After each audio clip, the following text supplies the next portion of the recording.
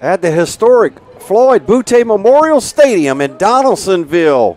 It's the REV game of the week. The Donaldsonville Tigers, 2-2 on the season, host the 1-3 White Castle Bulldogs. Hello, everybody. I'm Troy LaBuffalo. My broadcast partner tonight, Coach Timmy Chiquette. Our director, Nolan Wagaspack. Our camera ops tonight, Jake Voisin and Blaine Trahan. Happy to be here. You see the Donaldsonville Tigers in the end zone, ready to come out for tonight's ball game. Happy to be here. First time of the year, the REV game of the week. I'll bring in my broadcast partner, Coach Chiquette. Coach, good to see you again in the booth. Well, Troy, it's great to be here. I always enjoy calling games with you. Your homecoming night here for the Tigers. That's always a big night for the fans and the players. You know, as a former coach, could be a distraction at times, but festive atmosphere here in the stands. And two teams really searching for a victory tonight. So a victory can go a long way for both of these teams. We'll take a look at last week's results coming up in just a little bit. Just to talk about homecoming week a little bit. Big festivities. Donaldsonville always puts on a great homecoming festivities. They'll crown the queen at halftime, and we'll have a brand new principal to talk to, Mr. O'Neill Robinson. Yes, Dr. O'Neill Robinson just become our principal officially, as our former principal, Mr. Marvin Evans, who was a pleasure to work with. He's moved on to East Baton Rouge Parish. But Dr. Rob, a lot of energy. He's bringing it, and he just hit the ground running. Let's take a look at last week's results to kind of set you up for this one. The Donaldsonville Tigers, as I mentioned, 2-2 on the season. If you're looking District 7-3A, we'll come back to this later. I just wanted to show you Donaldsonville with a big win, 48-8 over East Iberville. You had a chance to watch that one, Coach. Yeah, and pretty much Donaldsonville dominated from the opening kickoff. And really never looked back. They led 41-0 at halftime. Dominant performance by the defense, and offensively, you know, they just kind of had their way with East Iberville. So, you know, you did what you had to do. They were in much need of a win, coming off a very tough loss against West St. John, one that they had, and they really thought they should have won. So, hopefully for the Tigers, they're getting back on track after that victory. And we'll see against a White Castle team who's really starving for a win tonight. Yeah, you see the Tigers hungry to come out of the Tiger Den right there. Coach, you got the new lights. I mean, you got a whole light show over here at Floyd Boutte Memorial Stadium. And if you're watching at home, you're watching the inaugural light performance right here. You know, we've been messing around with the system. Got a new system of Musco lighting. So, you know, it look like Alabama around here, Coach. Bryant-Denny Stadium with the light show, so we're excited. First-year head coach at Donaldsonville High. Certainly not a first-year head coach, but Darnell Lee taking over at Donaldsonville. I know you guys are excited about what Coach Lee is doing with the program. And you know, not only what Coach Lee is doing with the program, what Coach Lee has done to the school. You know, he has such a great relationship with these kids, football and non-football players. You know, he's a guy who's visible on campus. He's so passionate about what he's doing. The work ethic from these kids has increased dramatically. So, Coach Lee, you know, the experience he has been evident from day one. And, you know, he hit the ground running and couldn't speak more highly of the job Coach Lee has done so far this year. Let's talk about the opponent tonight. Veteran coach Mark Brown on the other side for the White Castle Bulldogs. 1-3 on the season. Got their first victory last week against Red River. Talking to Coach Brown before the game, not making any excuses. They have been a little bit banged up in this season, so he's starting to get a few of those players back. But definitely a good football team with a lot of athletes and explosive guys on both sides of the ball. Yeah, Troy, I was actually able to see them in the Jamboree. They're a very talented football team. One thing I said in the Jamboree, you know, that could be problematic for them was their depth.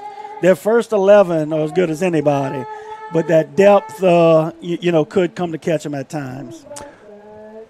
Coach and I will stop for just a second as we do the playing of our national anthem.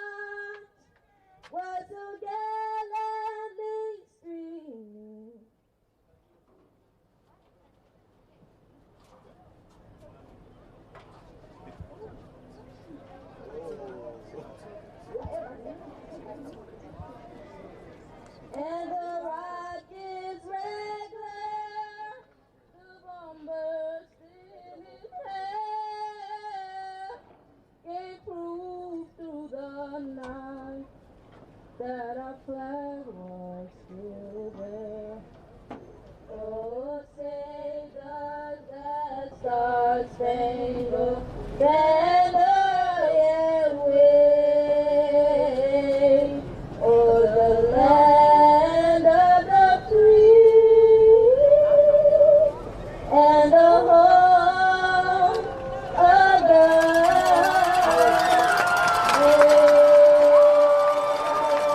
There you have the playing of the national anthem, done very nicely. Not sure who did it, but a beautiful voice up there singing the national anthem. And Coach, this is the home opener for the Donaldsonville Tigers. Been on the road for the first 4 games of the season. You know, it's crazy. It happens every year. You look up as the football season starts, and next thing you know, it's over. Crazy to think after tonight we'll be halfway through with the football season. But yeah, as you did mention, first 4 on the road. So kind of strange time here in October to have your first home game. But here it is, and this will be Coach Lee's first official game coaching as the Tigers coach in Floyd Boutte Stadium. So big night. Captains are meeting at midfield. We'll take this opportunity to take our break before the kickoff. It's the Donaldsonville Tigers. It's the White Castle Bulldogs, neighbors right there going at it tonight at historical Floyd Boutte Memorial Stadium on the REV Game of the Week. Don't go anywhere. Game time. That's right. Get ready to rev up. Raise the bar. Go from 0 to 100. That's why REV is bringing the speed. Buku speed. High-powered internet speed that tackles every upload, download, and stream. With the most reliable network born right here in Louisiana. All backed by homegrown support. It's time to experience the power of Buku speed. Make the switch to REV. Visit us at letsrev.com. Chris's Specialty Foods has you covered for tailgating this season. We do all the prep work so you can spend time enjoying your family and friends. Steaks, burgers, sausage, chicken, wild game, and many other great pork options. Our central location is now open on Wax Road behind the Walmart. And the new Highland location serves hot lunches and has a meeting space for your work team. New Orleans and Millerville are rocking as well. It's fast, affordable, and delicious. It's Chris's Specialty Foods. Everybody loves Chris's. We're Rev Business, a local provider with nearly 90 years of experience. So when it comes to business in Louisiana, we know that personalized service is key. And we're here to go the extra mile with all fiber solutions that deliver what every business needs, reliability and quality. We're not just providers. We're the local team dedicated to helping you succeed. True partnerships are homegrown. Rev Business, internet, phone, managed services. Visit us at letsrev.biz.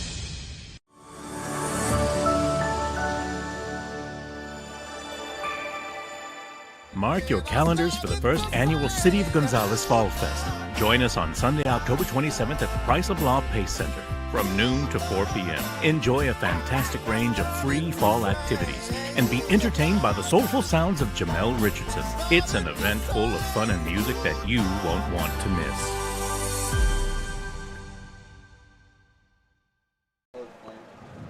Back at Floyd Boutte Memorial Stadium, Trial of Buffalo with Coach Timmy Chiquette. Ready for the kickoff here. We'll talk about our key players right after the kick. We'll give you the starting lineups as well.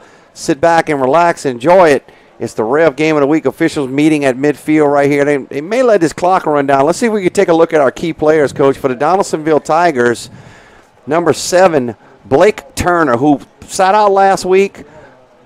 You had Anthony Johnson in his place last week, who did a fantastic job, but Blake is an explosive player for the Tigers. So, unfortunately, Blake suffered an ankle injury in the West St. John game 2 weeks ago.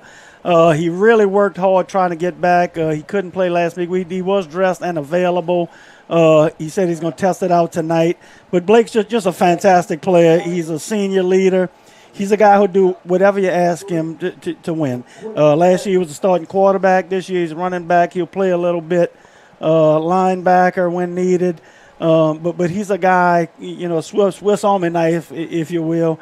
You'll see him at some different spots, but when you talk about leadership, he's the guy you look to first here on this Tiger team. Speaking of leaders, number 8, Donald Brown, the quarterback. Donald has played fantastic this season for Coach Darnell Lee, starting for the full time for the first time. He played a little bit last year, But Donald Brown, I think, has done a fantastic job in running this offense. And Donald, it started back in the spring. Donald, and he carried over all summer. He's worked the 7-on-7s. He's done everything he can to learn this. He's really been a student of the offense they're implementing. And like you say, his first-year quarterback, played some receiver last year. He's another guy you'll see in the defensive secondary, when needed, maybe a third down situation. They'll play him at corner. But he's really got good command of the offense. He has very good pocket presence. And, he has some very good escapability. He'll buy himself time when needed. So, very good job so far by Donald. Ready to go. Jamal Brown puts a boot to ball. Right, fielded at the 31-yard line. Nice return right up the middle. Still, it looked like he might have had a face mask potentially right there. Maybe got him around the jersey. But good starting field position for the Tigers, almost to midfield. They'll play it first down and 10. Let's take a look at the Donaldsonville Tigers offense, the starting lineup. Coach, I've been really impressed with those guys up front. Talk about those offensive linemen. Yeah, you got Darnell Sterling. You have two brothers, Rayshawn and Trayshawn Dunham. Terrell Nicholas has been a veteran here with the Tigers, a senior.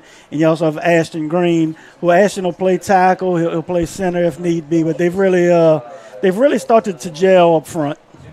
Donald Brown calls for the football. He'll toss it out. Got room on the outside. Caught. That's Dabney inside the 40-yard line. Carrying tacklers with him. He'll finally go out of bounds, but he picks up a big first down. You mentioned Dabney. He's played well offensively for him. They start to sprinkle him in. Yeah, we talked about it before the game, Troy. Quentin Dabney, a guy who's getting more and more involved in the offense. He was more of a defensive guy, but he got some snaps when Blake got injured. And the guy's just hard to bring down. What you just saw is something I've been seeing for a couple weeks now.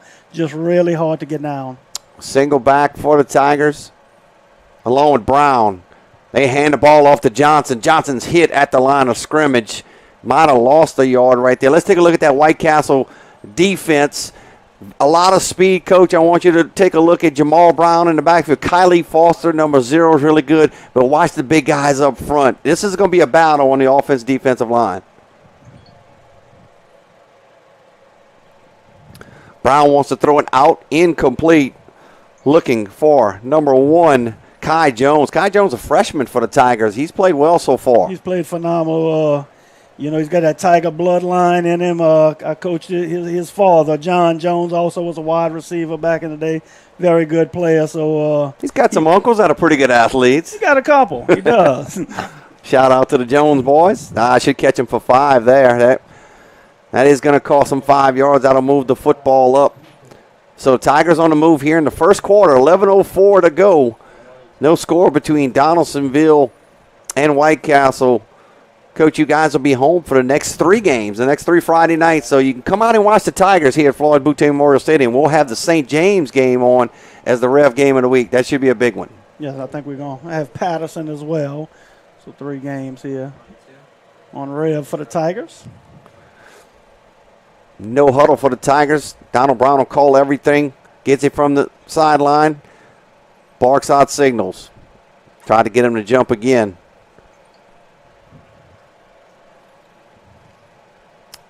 Third down and long. We'll call it 3rd and 7. See what the White Castle, see if they send some pressure here. They'll send the first 4. Brown steps up, throws the ball. Caught by Dabney. Inside the 5 to the goal line. Score! Touchdown Tigers. What a throw by Brown. What a catch by Dabney. And Dabney's just been a touchdown maker these last few weeks. He had 3 touchdowns against West St. John. Scored last week and again scored. And this guy who had very little offensive snaps early in the season, but he's really starting to make a name for himself and is a real threat for defenses because he can run it from the backfield, he can get open, he can catch it, and certainly he can break tackles. So big emergence these last few weeks from Quentin Dabney. Tigers will kick the extra point. That's your guy, right? Splitting the uprights. Talk about your kicker right there. Mario Gonzalez. Mario's been Mr. Automatic kicking extra points. And, if you're listening at home, you may be thinking, hey, no big deal. He made an extra point. Donaldsonville High School, historically, and I'm going to go back to around that 2005 season, we had kicker Roy Sam. He was also our quarterback. I think he made every extra point we kicked that season. And in those next 18 years, I could probably count on one hand how many extra points the Tigers have made since then. So it is, a very important thing to be able to make extra points where you don't have to get back chasing those points. So big shout out to Mario Gonzalez booting them through the uprights for the Tigers this year. Let's see if we can go back to that replay if we have it, if we can come back to it. I want to show the accuracy of Brown right there. He hits Dabney in stride as they set the kickoff. If not, we'll take a look at it after the kickoff. 10:58, Tigers score. They don't take very long. Less than 1 minute to go down and get a score. Two big plays by Dabney, catching the ball on the now screen and also right over the middle. Hits him in stride. Nice kick down to the 20-yard line. White Castle is dangerous in this situation. Getting on the outside, they have good field position right there. That's number 5, Dylan Robinson. Let's see if we can come back to that replay. Talk about Donald Brown right here, Coach. Well, Brown, and like I said, he just has such good pocket presence. He kind of lost his footing there, didn't panic, got up, got set, and made the throw. So he just looks comfortable in the pocket. Let's take a look at the White Castle starters on offense. Head coach Mark Brown in his 5th season does a fantastic job. Javen Woods is at quarterback. He's only a sophomore, and another guy for him that's been really good is Jamal Brown. Shadrack Allen, not quite sure if he's going to play tonight. He's a little banged up. We'll see if number 6 gets in there. First down and 10. Hand the ball off to Brown. He's hit in the backfield. They'll drop him for a loss. Hit by number 9 for the Tigers. That's Makai Landry. And Makai's a guy that really stepped up in this linebacker position. Had a few struggles early in the year learning. It's a new position for him, but he's really grown each of these last 4 weeks. And, I'm kind of interested to see if Allen will be out there because him and Javon Woods have such a good rapport with each other. That's kind of his go-to guy. So that would certainly be a big loss if he's not available. 2-yard loss right there. Woods will get him back to the line of scrimmage. He's got Brown in his left hip pocket. Tigers are being spread with 3 receivers at the top of the screen. Woods got some pressure. Throws it out to Brown, incomplete. Late flag came out. You may have a illegal motion or illegal formation. I think we're going to have a hold. It looks like Tigers defensive end, Caleb Green, coming from the left edge. Looked like they had a handful of his jersey, so we'll see. Let's take a look at the Tigers defense. Give me a couple of guys to look for in this defense. Well, you got sophomore, just talked about him, the Caleb Green. That guy, he's really getting better each week, learning the position. Trajan Spurlock, he's a senior. He's kind of like the quarterback back there. Zaylen Phillips, he's also a sophomore. Didn't get much playing time early, caught some eyes in some JV games, and now he's got out here starting varsity. He actually had a pick 6 last week against East Iberville. Tigers will take the penalty as a whole, as you mentioned. That'll bring up 2nd down and about 22. Referees need to reset the ball.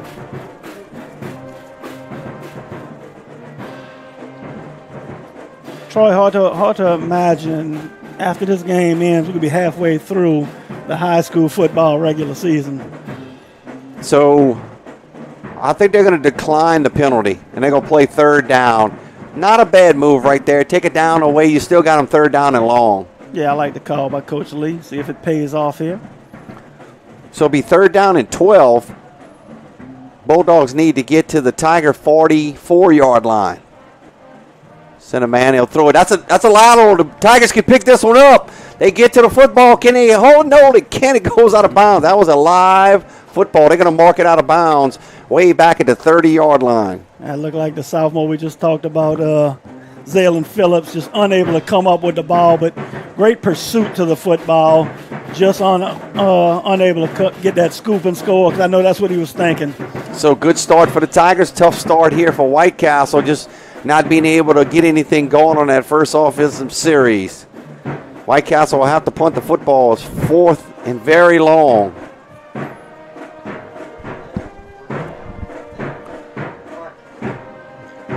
See who the Tigers will have deep. That's one number 1. That's Jones again. Kai Jones, the freshman. Over his head, he's going to have to go down on it right there at the 10-yard line. That's Jamal Brown. Tigers will have it first and goal. They're going to mark it down at the 12. So first and 10 from the 12. They can get a first down at about the 2. Yeah, and it's things like that that's really has White Castle frustrated right now. It's like we talked about, they're a talented football team. Started the year off with a very competitive game against Central Catholic out of Morgan City. Lost that one by 3. Kind of fell off the rails for the next couple weeks. They were able to come back and get a victory last week, but they're really searching for that consistency. And, boy, that's just plays you can't have right there. 9:42 on the clock. Donaldsonville will have it at the 12-yard line. First and 10 at the plus 12-yard line. Taj Willoughby down on the bottom of your screen. Big-time basketball player out for football this season. He's a big target. So the man in motion will hand it off inside. Got running room. That's Anthony Johnson down to about the 5-yard line. And Johnson's really stepped up in the absence of Blake Turner. Again, Johnson just a sophomore. Not as much a speed guy, but he'll find the holes, and he's not scared to run between the tackles. So good job of getting behind your blockers right there, and that's what you're going to see from Johnson. Picked up nearly 6 yards. It'll bring up second down. We call it a long 4. Ball just outside the 6-yard line. Brown wants to throw the football, throws the fade up. Is that ball caught? Touchdown! Mossed him in the corner of the end zone. Caught by number 12, Skylar Garrison, the backup quarterback, who's 6'4". They put him out at receiver. So, I talked to Coach Lee. He said, look for it this week. Skylar, first time this guy's played football, he came out and said, Coach, I want to try quarterback. So he's done an excellent job learning the position. This week, a couple weeks ago, he said, Coach, I'd like to try a little receiver. And use a 6'4" frame right there. He's looked good in practice. And I might be shorting him a couple inches. He may be 6'6". So again, just a freshman. A lot of movement right there. This one will get backed up. So the Tiger kicker, Mario Gonzalez. The nice thing about Mario, he's a junior. You got him back next year. Get used to seeing these extra points, Coach. And just going back to that touchdown pass, and Brown did what he had to do, just give your receiver a chance to make the play, be the more athletic guy. And, for a ninth grader to come out, you like to see that aggression. Usually those underclassmen, you're kind of missing that little aggressive. Garrison showed it right there, so a beautiful catch. So I think that was against White Castle. Donaldsonville just declined it so they didn't have to move the football. Big rush, shots blocked, coming off the edge. Jamal Brown came free on the outside. So with 8:59 to go, we'll step aside. It's 13-0. Donaldsonville leads it over White Castle on the Rev game of the week. Chris's Specialty Foods has you covered for tailgating this season. We do all the prep work so you can spend time enjoying your family and friends. Steaks, burgers, sausage, chicken, wild game, and many other great pork options. Our central location is now open on Wax Road behind the Walmart. And the new Highland location serves hot lunches and has a meeting space for your work team. New Orleans and Millerville are rocking as well. It's fast, affordable, and delicious. It's Chris's Specialty Foods. Everybody loves Chris's. 13-0. We'll fix that score. Extra point was blocked, so it is 13-0. We'll fix it on the screen. Tigers, there you go, fixed already by our director. 8:59 to go in this one. And I just got a call from Mario Gonzalez's agent. He's very upset with us now. He said the announcer curse. We jinxed him. Gonzalez will put a foot into it. Solid kick down inside the 15 to the 5-yard line. See if the Tigers can rally and make a tackle. Ball nearly came free right there. Good return, good hard return past the 25. They had a helmet come off. Up to about the 27-yard line. Returning it is number 12, Caden Duncan. Let's talk about homecoming. Halftime. Homecoming is special at Donaldsonville High. And there you see the homecoming court. I think you know some of these ladies. Oh, absolutely.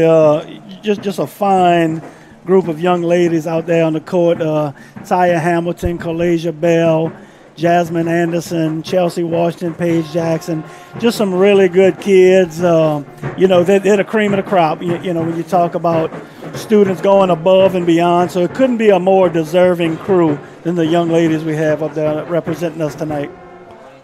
Mr. O'Neill, Dr. O'Neill Robinson will crown the homecoming queen at the half. Hopefully we'll get him up after that. There's a flag on the play. So activities during the week with homecoming, a lot of stuff going on at school for the kids, fun stuff, games and like that. Oh, yeah. Every day is a different dress down day. We had camouflage today. They had dress like your favorite teacher yesterday. We had a young lady dressed like Coach Lee. Oh, they had some Coach Lee impersonators? She had the gray beard. It was perfect. They had one came as me, put a big pillow under his shirt, show off my belly. But First down and 15, a 5-yard penalty, motion penalty on the Bulldogs. That'll back them up. So neither team's huddle. Everything will be from the line of scrimmage. No sign of Shadrack Allen yet for White Castle. Hand the football. Jamal Brown's got running room, slips out of a tackle. He gets that yardage back and more. He picks up about 10 yards. Big run by Brown right there. Let's take a look at it on replay. Yeah, Brown, this game means a lot for Brown because he has his brother on the other side of the field, quarterback Donald Brown. Speaking of our principal, Dr. O'Neill Robinson, we'll get him up after he crowns the queen tonight if he wants to do that. He's the man. Or we can get him earlier, whatever he likes. I know he's going to do a great job. He's Donaldsonville High all over, through and through. Through and through. Had a chance to teach with him a very long time ago when I was still doing that. Tigers are keeping it on the ground. A little extracurricular activity. Bulldogs are keeping it on the ground. Nice pickup of about 3 yards for Brown. Yeah, and you mentioned not seeing Allen yet. You'd have to think if he was available, we would have seen him by now. So very unfortunate for the Bulldogs and all the fans. That kid's really a special player, and not to be able to see him play tonight, I know it's got to be very upsetting for that White Castle staff. 3rd down and 3.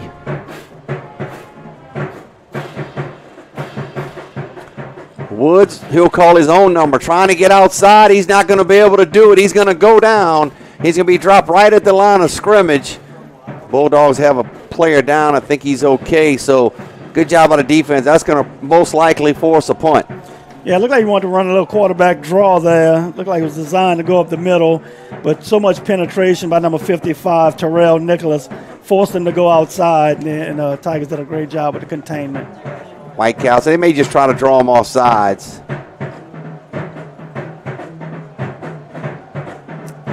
Reminder, Jamal Brown is the punter, so they can put him back there for a quick kick. We'll see if they actually run a play here.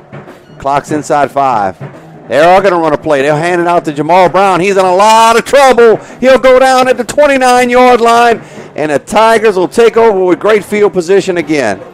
Well, Troy, obviously, you would think a punting situation right there. I guess, just trying to get something positive going certainly backfired for the Bulldogs right there as the Tigers will take over an excellent field position. We're only halfway through the first quarter here, and the Tigers are threatening to put 3 scores up. It's 13-0. Donaldsonville's offense will come back up. They've had great field position. They started at the 49, the plus 12. Now they're at the plus 29. We've seen Dabney and Garrison. I'm expecting to see Mr. Taj Willoughby get involved here shortly. Brown was able to get White Castle to jump off sides. And one thing Brown does, he does distribute the ball. It's hard to focus on one guy.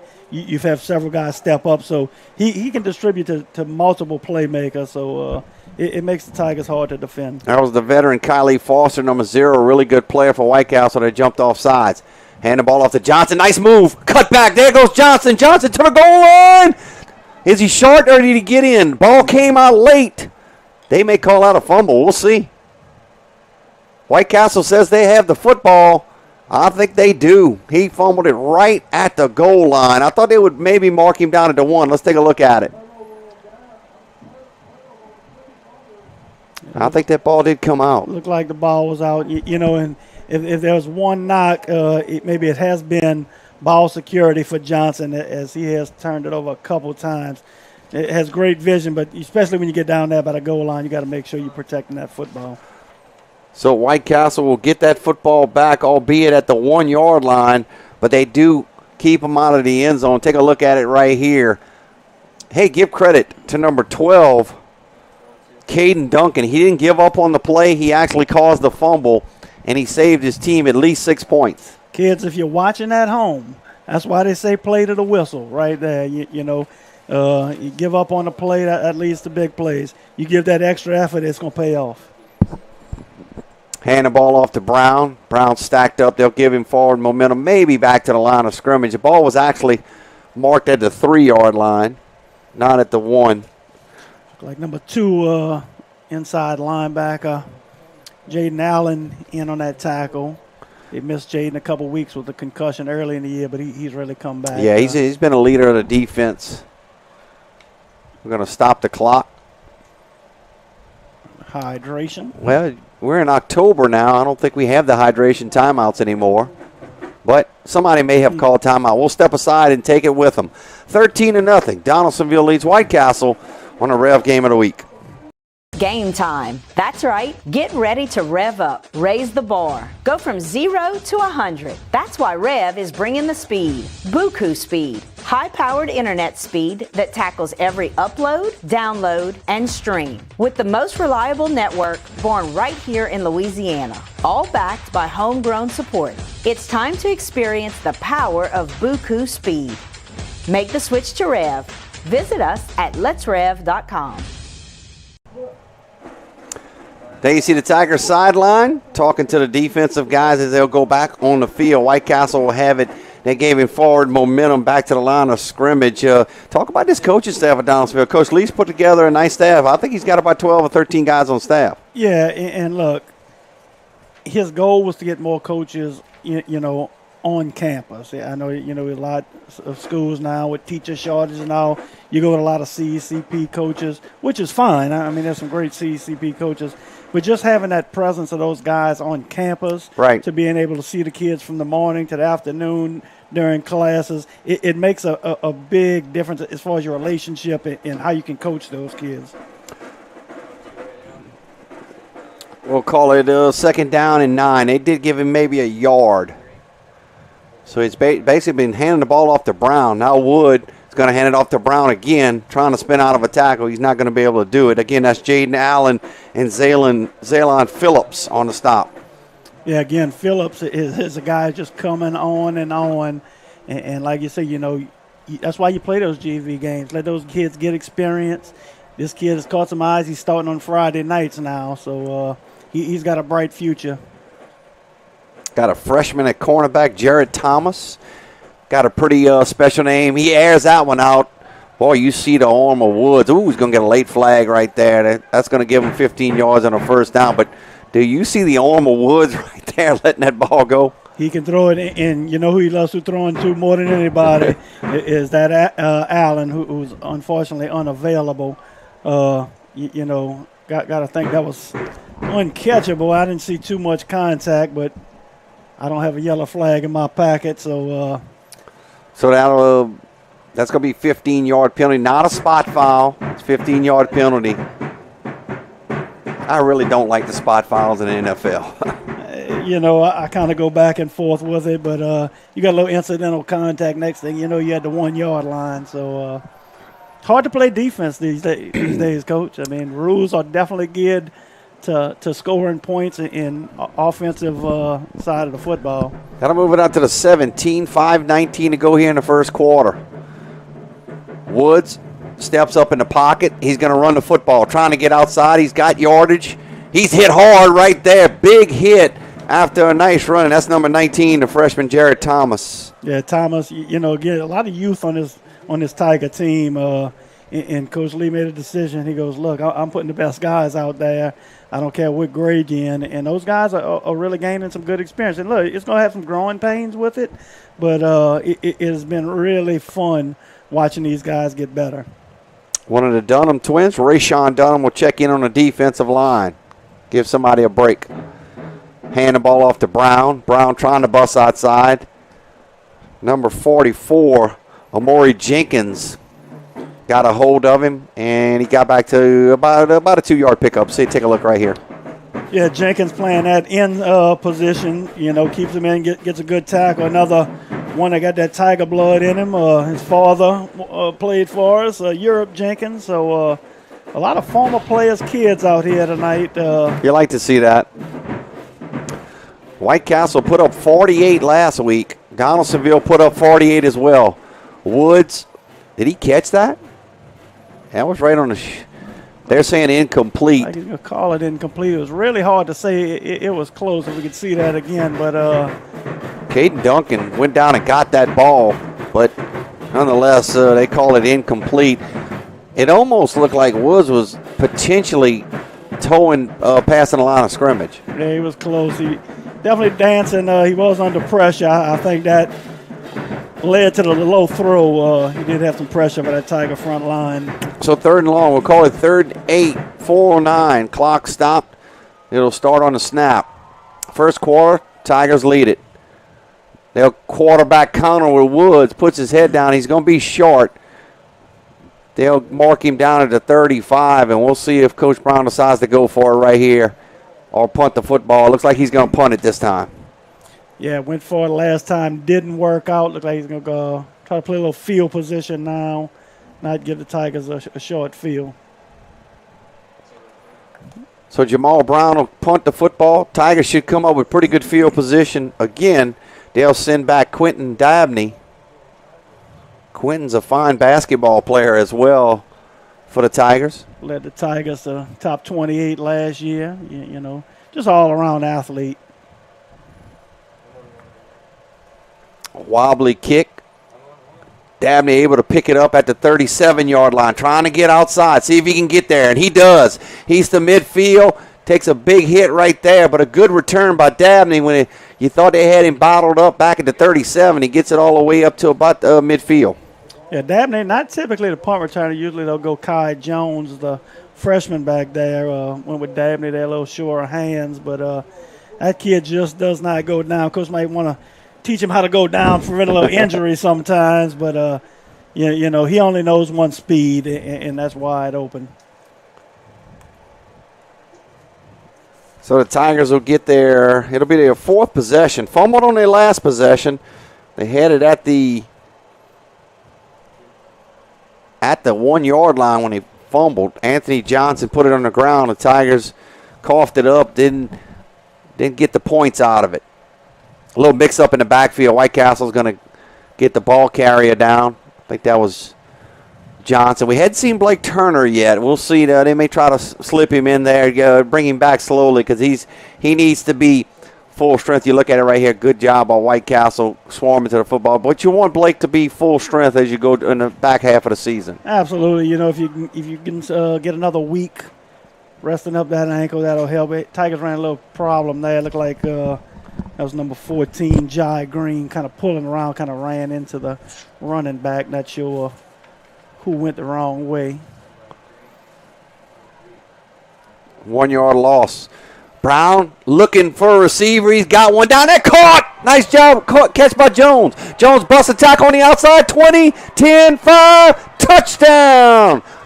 51 yards. What a play by the freshman, Kai Jones. And I mistakenly said Jones actually a sophomore, but still a young guy and just a phenomenal. Ball was underthrown. Jones just decided to be an athlete, adjust to it, high point the football, and the rest was just all athleticism after that phenomenal catch. That was impressive after the catch. Hey, you see Jones right there, yeah. I bet your coach would love if I'm right. He is a freshman. No, but he is a sophomore. But still, you still got 2 more years of him after this one. Also a fine basketball player. Tigers will go for 2, try to get that extra point they lost earlier. Getting a big package, handed off near the goal line. And he's in for the 2-point conversion. I think that was Anthony Johnson that got in. Yeah, I think it was Johnson. No, actually, number 2, Jaden Allen. Okay. Well, some of these 2-point plays, he's been letting the beef run the ball. Last week, big number 55, Terrell Nicholas, got a carry and got it in the end zone. So when he get down there, he really likes to get that heavy package in and just run behind the big guys. Let's take a look at what's going on in the district this week. District 8-3A. We'll take a look before we get to the kickoff here. Other games going on. Obviously, we got White Castle at Donaldsonville, the REV game of the week, but they got some other really good games. Take a look at that, Coach. St. James at St. Charles. St. Charles 0-3 so far. I probably one of the better 0-3 teams you'll find around. I mean, look, that's a well-coached football team. That's a team that's going to keep playing hard. They play good competition. But, St. Charles is a good football team. I don't care what that record says. Got to be a good one. We'll see if we can get a scoring update from that one. Big hit right there. He spins out of a tackle, trying to get outside. Still on his feet. Good hard run by number 5 for White Castle. That's Dylan Robinson. Let's take a look at it right here. He kept his feet moving. Yeah, Tigers have been working a lot on special teams. Gave up a couple big returns. They definitely wish you had a little better tackling, but they're definitely pursuing to the football. I think that was Amari Jenkins, who plays on that defensive line, was down there first. Yeah, Jenkins hit him first. Looked like number 91 finished him. That was Trayshawn Stewart. Tremaine Millian, senior at that nose guard position. He took a little bit of a break last series for a couple of plays. They brought in one of the Dunham twins. Tigers will rotate. You'll see a lot of guys on that defensive line tonight, especially in that nose position. 4th possession here in the first quarter for White Castle. 2 punts, went for it on 4th down, didn't get it. So not a lot of offense. Their biggest offensive play so far has been a 15-yard pass interference. Right. I mean, they're just struggling. I mean, great pursuit. Great push by that Tiger defensive line, linebackers flying to the football. So, big line up there for the White Castle Bulldogs. But, when you get those guys kind of going both ways, it'll kind of catch your Tigers able to stay fresh. 2nd down and 9. Woods wants to throw it. Woods is going to keep it. No, he can throw it. Nice strike. Nice catch. Good throw. Good catch. Caught by number 13. That's Jeremy Bell, a senior. But, boy, you see a nice footwork by the quarterback, Woods. Yeah, you see number 17, DeCaleb Green, putting pressure. Kind of gets a little too far up the field, creates that lane. That's all Woods needed to find his open receiver. Fine throw by Woods. Moves it up to the 40-yard line. Fresh set of downs. They pull the backside guy. Wood will keep it himself. He'll run it on to the weak side. He's got pretty good running room. They'll knock him out of bounds. He's going to be close to a 1st down. He may be a yard short. That was Jared Thomas, a cornerback, that knocked him out. Yeah, see Coach Lee giving little instructions, little animated instructions to number 17, Green. Kind of bit on that on the back. He probably had the quarterback out of position. Woods takes advantage of it. Woods is certainly dangerous with the football. Can run. He can press the line of scrimmage and throw it, too. If you got to continue to cover when he's scrambling. As a flag. That's going to be he may be offsides on the offense. Somebody may have been lined up in the neutral zone where the ref side judge pointed. See what the call is going to be here. Yep, somebody lined up in that neutral zone on the offense. So instead of being in 2nd and 1, it'll be 2nd and 6. Boy, and that's first thing is alignment. Got to make sure you're lining up right. 2nd and 1, but that's a big penalty when you talk about 2nd and 1 or 2nd and 6. And mark it back at the 44-yard line. Hand the ball off to Brown. He's in a ton of trouble. He's not going to go anywhere right there. You mentioned rotating on that defensive line, and this is a defensive regular from last year, big Terrell Nicholas. Terrell Nicholas, he does rotate on that line. He's now starting offensively as the center. But when he's fresh, when he's wide open, it's hard to find somebody better at disrupting the backfield than Terrell Nicholas. Jared Thomas had to come out. They're working on his helmet down there, but you go to another speech to put Kai Jones in at cornerback. Kai can do it. 3rd down and 9. It was 2nd and 1. Now it's 3rd and 9. Woods will call his own number. Woods trying to get outside. He is bottled up. Not going to go anywhere. And that's going to bring up 4th down, and they're going to have to punt the football. And, little things matter so much. You're looking at 2nd and 1, not lined up properly, lined up in the neutral zone on offense. It kills your drive. Now you're backed up 2nd, 6th, 3rd, 9, and now you're 4th and plus 10. So little things will really, lose your football games. Let's take a timeout with the timeout now as we change the quarter. We'll be back. It's the Rev Game of the Week. Game time. That's right. Get ready to rev up. Raise the bar. Go from 0 to 100. That's why REV is bringing the speed. Buku speed. High-powered internet speed that tackles every upload, download, and stream. With the most reliable network born right here in Louisiana. All backed by homegrown support. It's time to experience the power of Buku speed. Make the switch to REV. Visit us at letsrev.com. First quarter in the books. See the Donaldsonville Tigers sideline. Coach is instructing those guys as White Castle, they move the chains, they flip the field, they'll have to punt, and they'll have to punt for the 4th time tonight. The other time they probably should have punted. They went for it and got stopped in their own territory. So very impressive defensive performance so far by Donaldsonville. Yeah, absolutely. And it's a unit that's been getting better. And look, they had some struggles the first couple of weeks, some struggles in the secondary, struggles getting pressure on the quarterback, something they've really honed in on at practice.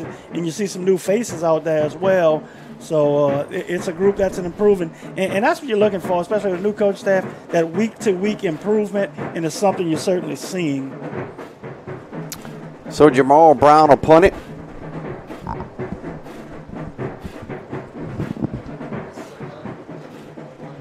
You probably hear the Tiger band. Oh, it goes over his head. It'll be inside the 5-yard line. He's going to have to get on it. He can't get on it. White Castle will try to pick it up and run with it. I don't think he'll get very far, and he won't. Past the 10 to the 12, and that's the 2nd time we've had a bad snap, and special teams bites the Bulldogs again. Yeah, maybe we're seeing why Coach Mark Brown opted to go for it on that 4th down and 5 early in the game down in his own territory. Because these kind of things are hard to overcome. It's almost like you're giving the opponent points in a sense, even though they're not in the end zone yet. But it's just for a team. You play so hard offensively, you play so hard defensively, and to just give it back. And if people think special teams don't matter, just look at that, and it'll demoralize the spirit of a team. Tigers will have it at the plus 14-yard line. They've had favorable field position all night. Donald Brown tosses it. That ball got knocked down. Good pressure right there by White Castle. Yeah, Brown didn't have much time to throw the football right there. It looked like he was looking for Herbert running the slant.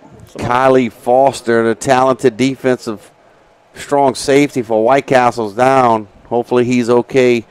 We'll step aside as they take a look at Foster to make sure he's okay.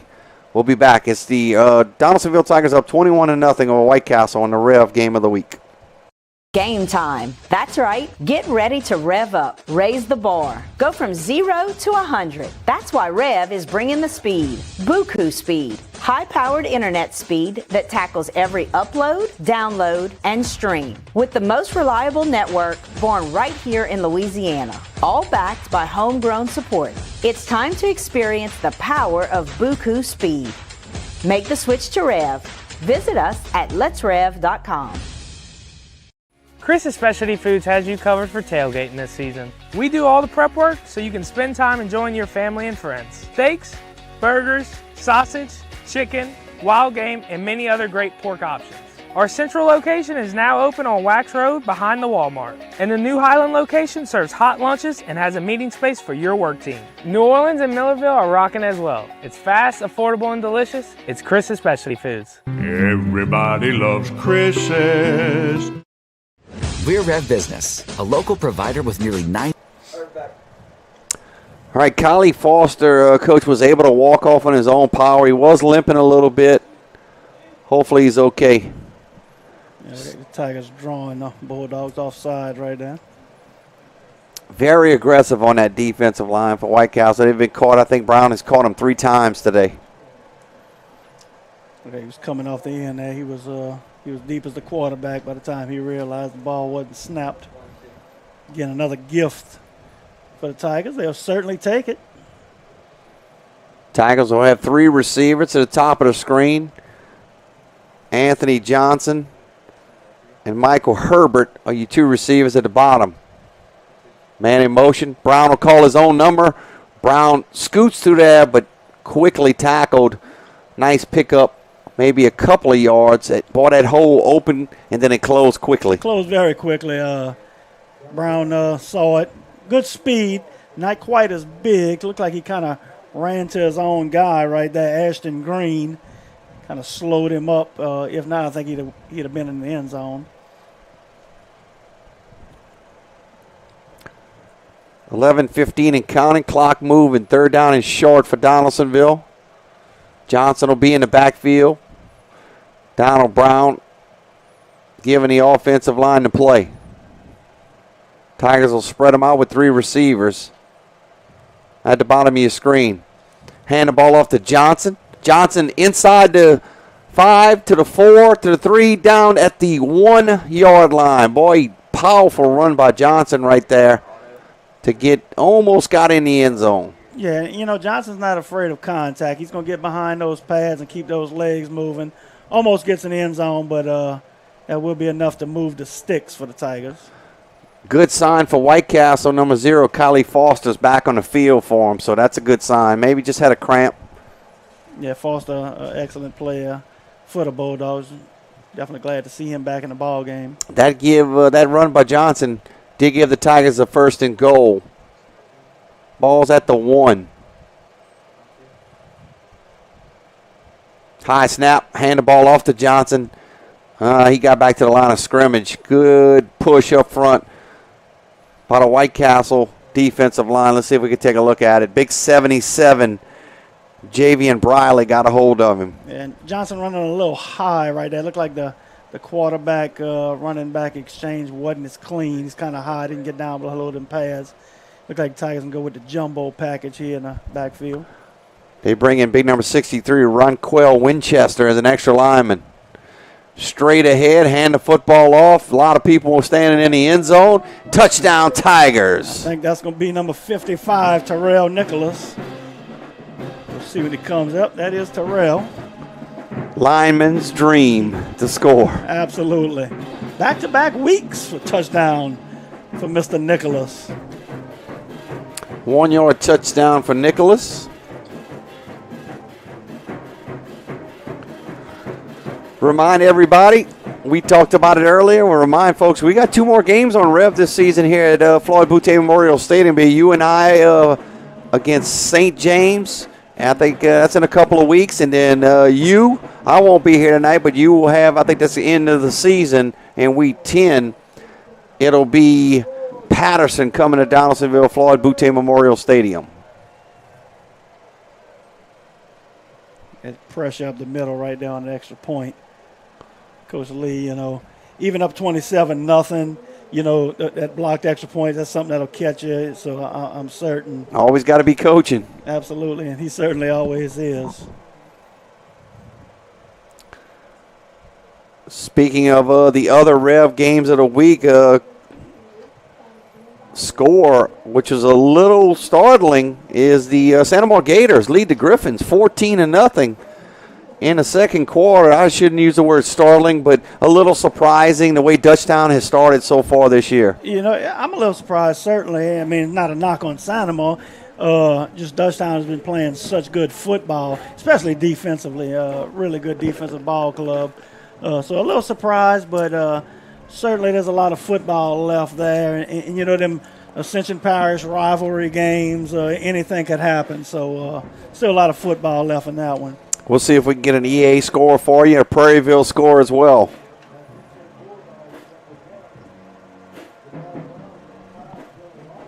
Fielded at the 20-yard line, trying to get outside. Made the first guy miss. They'll finally knock him out of bounds past the 40-yard line. good return. Number 5 for the Bulldogs, Dylan Robinson. Yeah, and lost a little contained. Looked like that was number 0, Trajan Spurlock.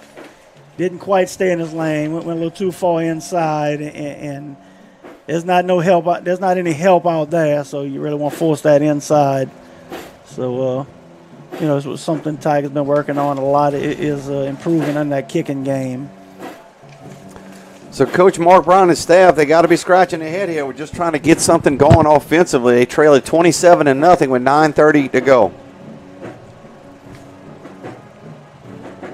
They do have great field position up to the 44-yard line. We'll give you an East Ascension score after the snap.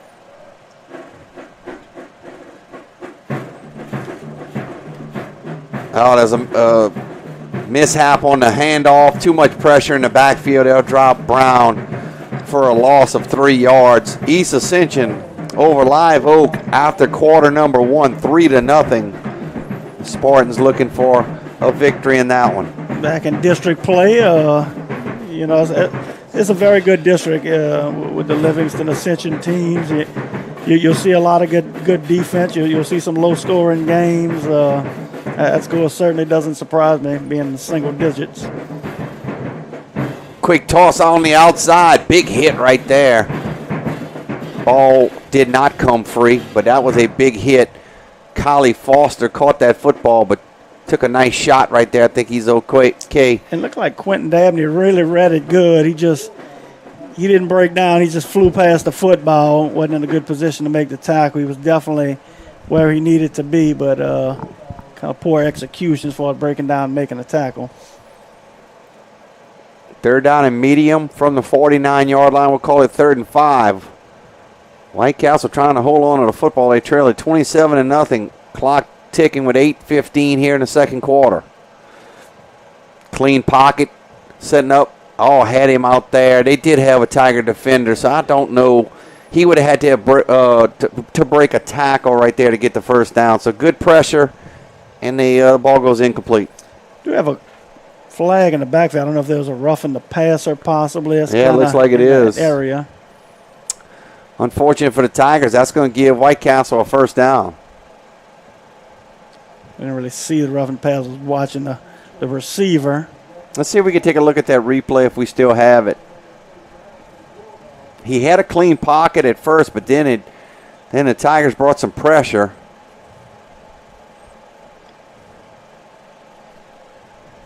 You see it right there. You see a couple of guys come in late. You'll see that one called in the NFL, not as much in high school football. Nice burst by Brown here. He picks up 3 yards. He's a really good running back. If you can give him a little bit of room, if he can get into that second level, he's a speedy back. Looks like White Castle trying to go a little more tempo here, trying to find something positive that's going to work for him. Tigers defense has done an excellent job thus far tonight, shutting that White Castle offense down. Coach Brown's got to be thinking if he can get a score here, he'll get the football back to start the second half. Wood scrambling. He's in a lot of trouble. He's going to go down. That ball's on the ground. They're going to say he's down before he – that would have been intentional grounding if they don't call him down. Absolutely. I don't know who he was throwing it to. He was just trying to get rid of it. Would have been intentional grounding, but good pressure by the Tigers. Again, number 17, DeCaleb Green, has been living in the White Castle backfield.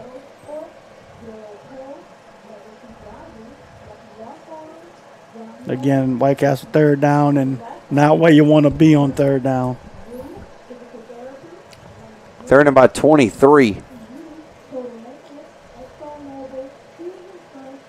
Trying to give some time to throw. He's got some pressure. Wood trying to get his receivers to go downfield. Got a receiver, dropped. It would have been a tough catch. He would have been short of the first down, but it would have been in an area where they probably would have went for it. Yeah, Wood, and a very athletic quarterback. I mean, he's kind of running for his life back there. I tip my hat to him. I mean, he's doing all he can to buy extra time. Threw a very catchable football, but, man, he's running, and that kid's giving it everything he's got. I mean, he's definitely a talent out there, but under severe duress from that Tiger defense. Brown will have to punt the football. We do have a scoring update. East Ascension and Live Oak. Live Oak has taken a 7-3 lead with 4:40 to go before the half. Gets that punt off. Needs to get away from it. Kai Jones, smart play to get away from it. It'll roll down to the 16-yard line. So that'll be the worst field position Donaldsonville's had all day. White Castle able to execute the punt and not have the snap go over the punter's head. And you know, it's amazing what a month, the difference a month can make. I mean, me and you were both at these teams played in the Jamboree to, I think it was a 2-point game. And, you know, you look a month later, Tigers look like a whole different football team. And White Castle kind of searching for an identity. First and 10 for the Tigers at the 16-yard line, 6:41 on the clock. Donald Brown hands the football off. Good running room. Big hole right up the middle. Dragging a tackler. Is that Johnson on the carry? You know, and one thing Johnson's going to do, if that ball is designed to be run in a specific hole, that's where he's going. He's getting behind his blockers. He has good vision, you know, finding the creases. 8-yard pickup. But he's definitely a between-the-tackle runner. Second down and 2. Ball at the 24. Quick hitch on the outside. Caught for a first down. Caught by Michael Herbert, the senior wide receiver. Herbert's been in the program 4 years. They're actually going to call that one incomplete. So it looks like we're still doing the water timeouts. Usually they don't in the month of October. Nonetheless, we'll take a timeout with them. 27-0. Tigers lead this one over White Castle on the Rev game of the week. We're REV Business, a local provider with nearly 90 years of experience. So when it comes to business in Louisiana, we know that personalized service is key. And we're here to go the extra mile with all fiber solutions that deliver what every business needs: reliability and quality. We're not just providers. We're the local team dedicated to helping you succeed. True partnerships are homegrown. REV Business, internet, phone, and managed services. Visit us at letsrev.biz. Back at Floyd Boutte Memorial Stadium right at 6 minutes. Unless that rule changed, Coach, they're taking the water time out right there. But usually when you hit the month of October, they stop doing that. Well, maybe that's something that has changed. Yeah, I don't know if they looking at temperatures now or what the deal is. Nonetheless, they called it and we had it and ready to play some football again. So 3rd and short. That ball, that pass to Herbert was incomplete.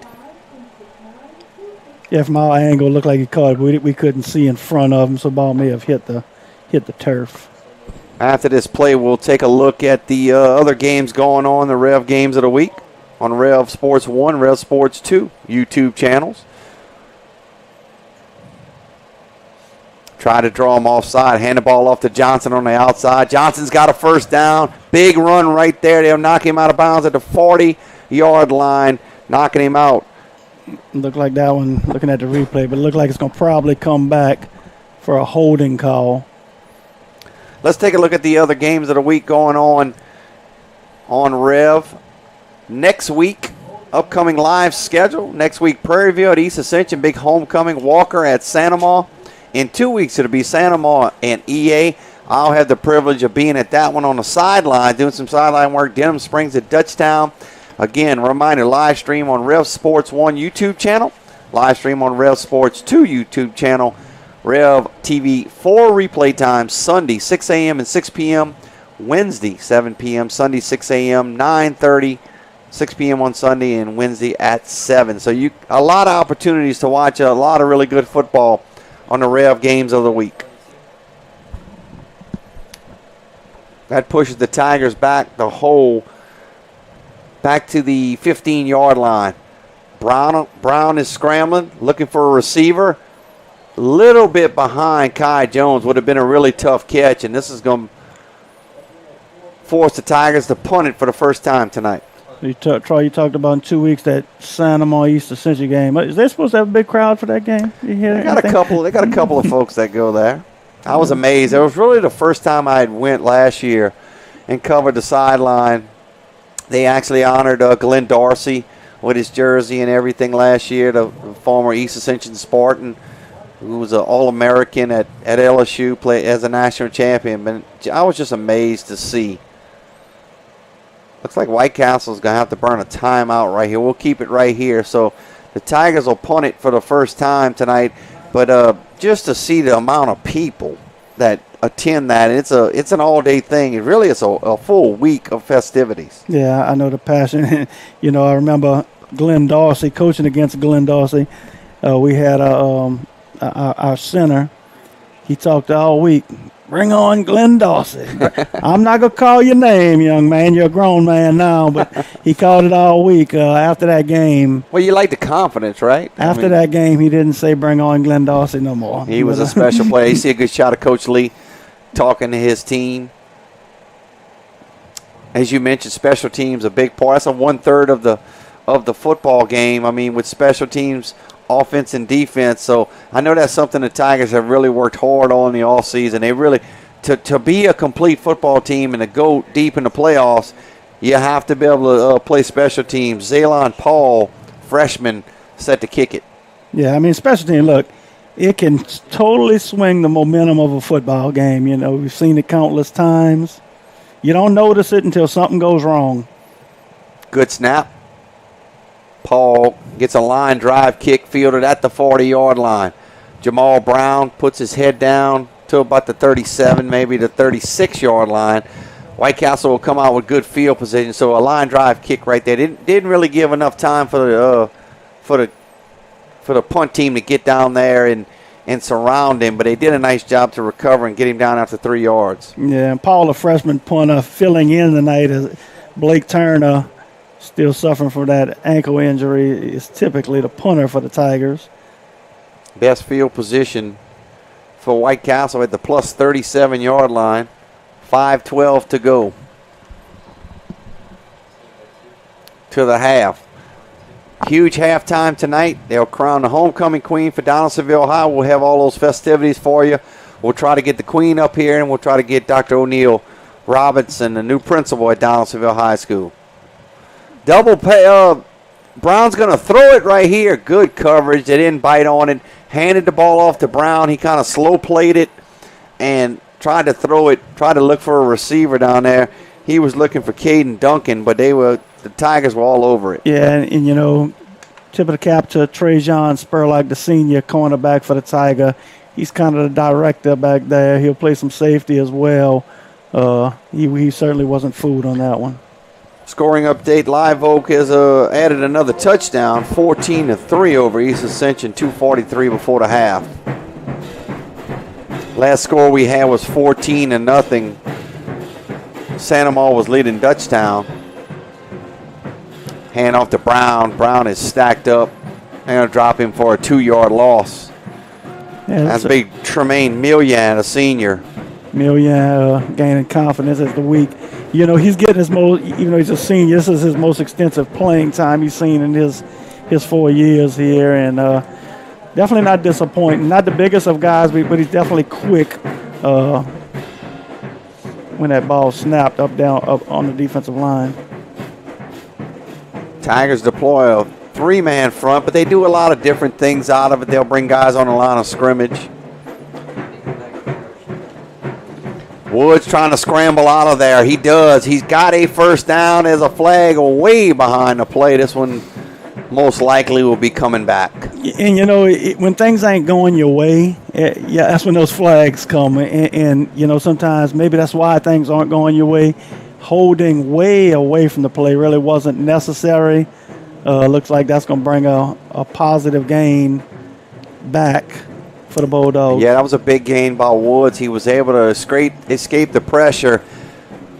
Still 14-0. Dutchtown trailing Santa Maria. About a minute to go before the half. Well, that is just such a backbreaker right there for White Castle. They get a big run by Woods. Would have had a first down. Would have put themselves inside the 30-yard line. Now you're going to mark this back all the way to midfield. And, it really wasn't necessary. It was, the opposite end of the field where the play was happening. But, lack of discipline right there really cost the Bulldogs, again, another third and a mile situation they've been in time and time again here tonight. Third and very long. Woods looking for a receiver. Scrambles out of pressure. Still on his feet. He'll toss it up incomplete. I tell you what, the receivers were just covered. There was nobody open. And look, the Tigers have done a good job. And that goes back again to the summer. They've worked all their coverages this summer, working on 7-on-7, playing against good competition every week out at St. Charles. There's a group of good teams. So kids are really learning. The kids are comfortable, and most importantly, they know what to do. They were struggling with that early in the season, knowing where to line up, knowing what to do with the ball snap. Now they're at the point where they know, they understand, and they're a lot more comfortable. 3:46. Brown will have to punt. High snap. It'll go over his head again. Brown, let's see what he does. He's going to have to get on, and he does. All the way back to the 19-yard line. And special teams, again, just a thorn in the side for Coach Mark Brown and the White Castle Bulldogs. Absolutely. And looking at 27-0, 3 minutes and some change here to go in the half. Tigers, I think, looking to throw the knockout blow right here as they've been gifted beautiful field position here at the Bulldogs. 3 times, 3 bad snaps.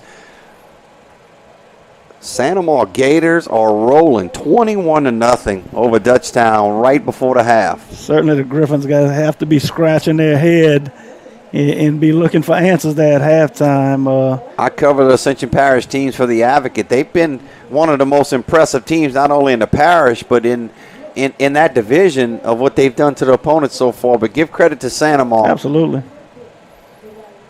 Those Gators well coached with Coach O over there. A lot of good coaching here in Ascension Parish. Brown looking for a receiver. Incomplete. He overshot number 4, Michael Herbert. He was running a slant route, but just overshot him. That'll bring up second down. Yeah, and Brown knew it when he threw it. You could see him slap his hands. He knew he missed one right there.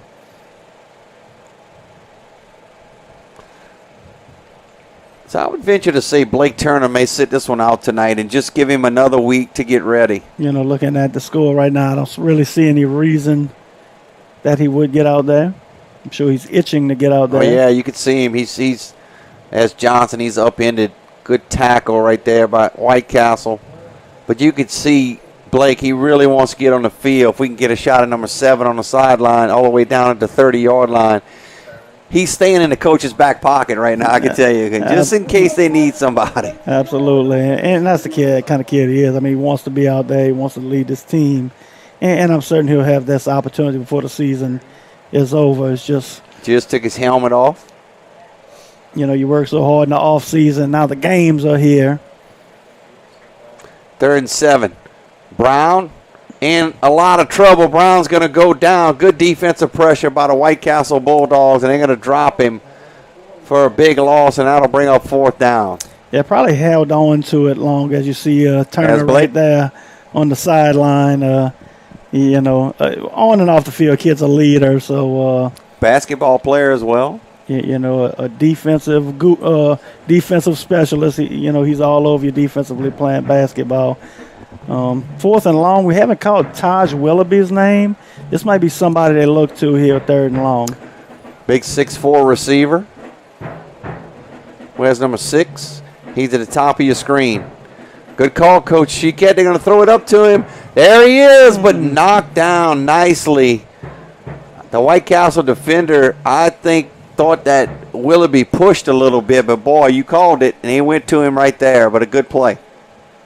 Yeah, you see Brown put it up. It looks like it actually hit Willoughby in the hands. Maybe a ball that should have been caught.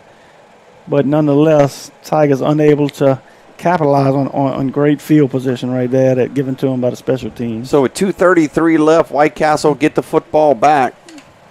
This will be their 7th possession, and doesn't have a whole lot to show for it.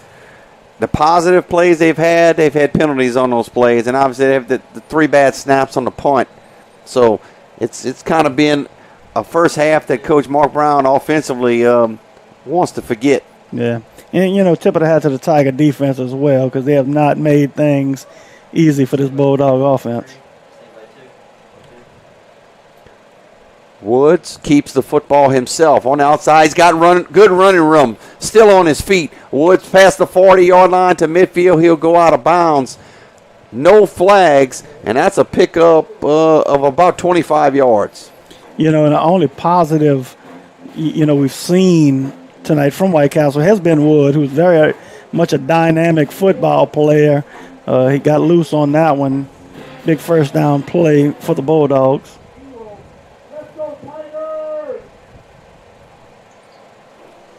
Hand the football off to Brown. Brown's got good running room. Bounces off of a tackler. He'll go out of bounds. He'll be short of the first down, maybe by a yard. We talked about throwing that knockout blow. Tigers had the opportunity to not convert here, and Bulldogs try to get on the board before half. We talk about momentum swings. That would certainly be a huge momentum, as we look like we have a timeout here. Timeout. Donaldsonville takes it. We'll take it with them. 2:13 to go before the half. Tigers lead at 27-0 on the REV Game of the Week. It's game time. That's right. Get ready to rev up. Raise the bar. Go from 0 to 100. That's why REV is bringing the speed. Buku speed. High-powered internet speed that tackles every upload, download, and stream. With the most reliable network born right here in Louisiana. All backed by homegrown support. It's time to experience the power of Buku speed. Make the switch to REV. Visit us at letsrev.com. Both teams still in the time. I want to remind everybody, big halftime festivities coming at you. So don't leave when we go to halftime. You see right there the maze that Coach Sheikhet talked about earlier. It should be exciting.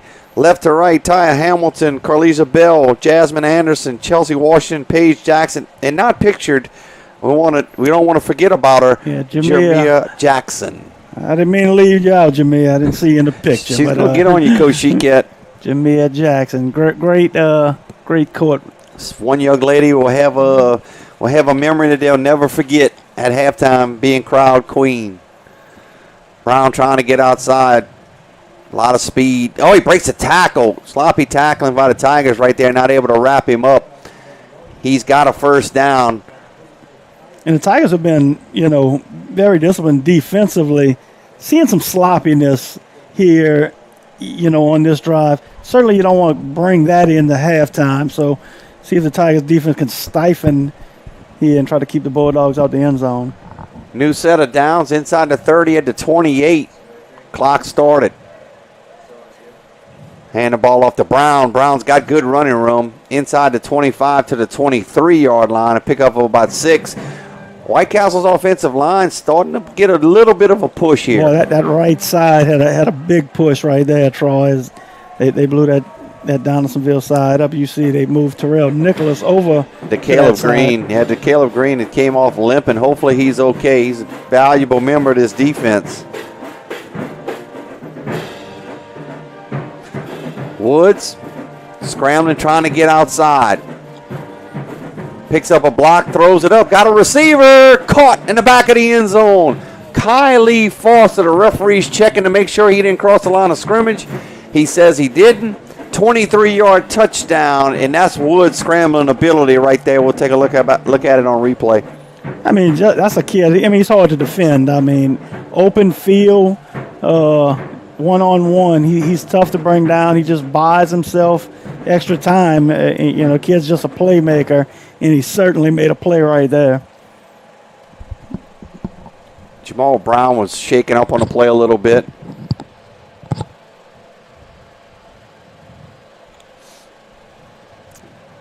I think he's okay. He's going to stay in there. Going to go for 2. Low snap. Woods throws it up. And he caught it. What a catch right there. What a throw by Woods. Caught by number 7 of White Castle, Damon Williams. So White Castle Bulldogs showing a little bit of life here as we get closer to the half.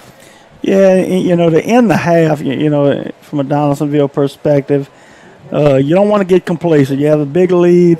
Complacency is a football coach's worst nightmare. Tigers seem to get a little complacent on that side of the football right there. Got a little sloppier as they had played very well up to that point. But again, Javen Woods just extending plays, and he kind of put the Bulldogs on his back for that drive.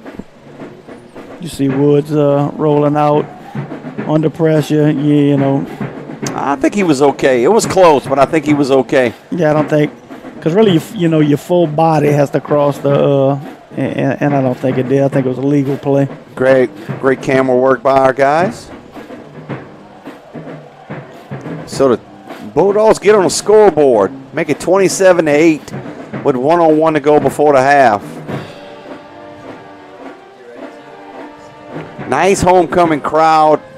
And, boy, the Tiger Band's been doing a good job tonight as well. Mr. Joshua Warren, band director, third year. He's really rejuvenated this band.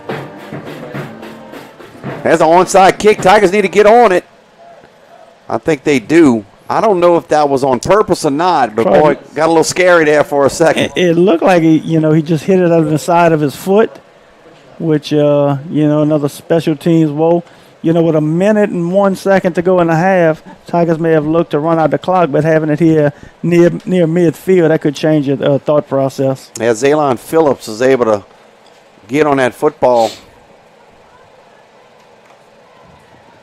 8th possession for the Tigers.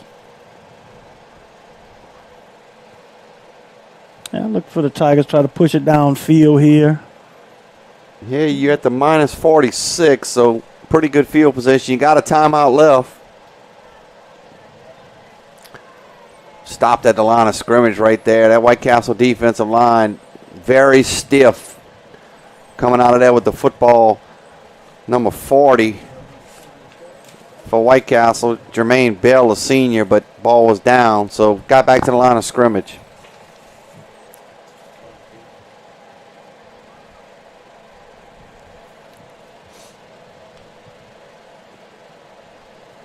Second down and 10.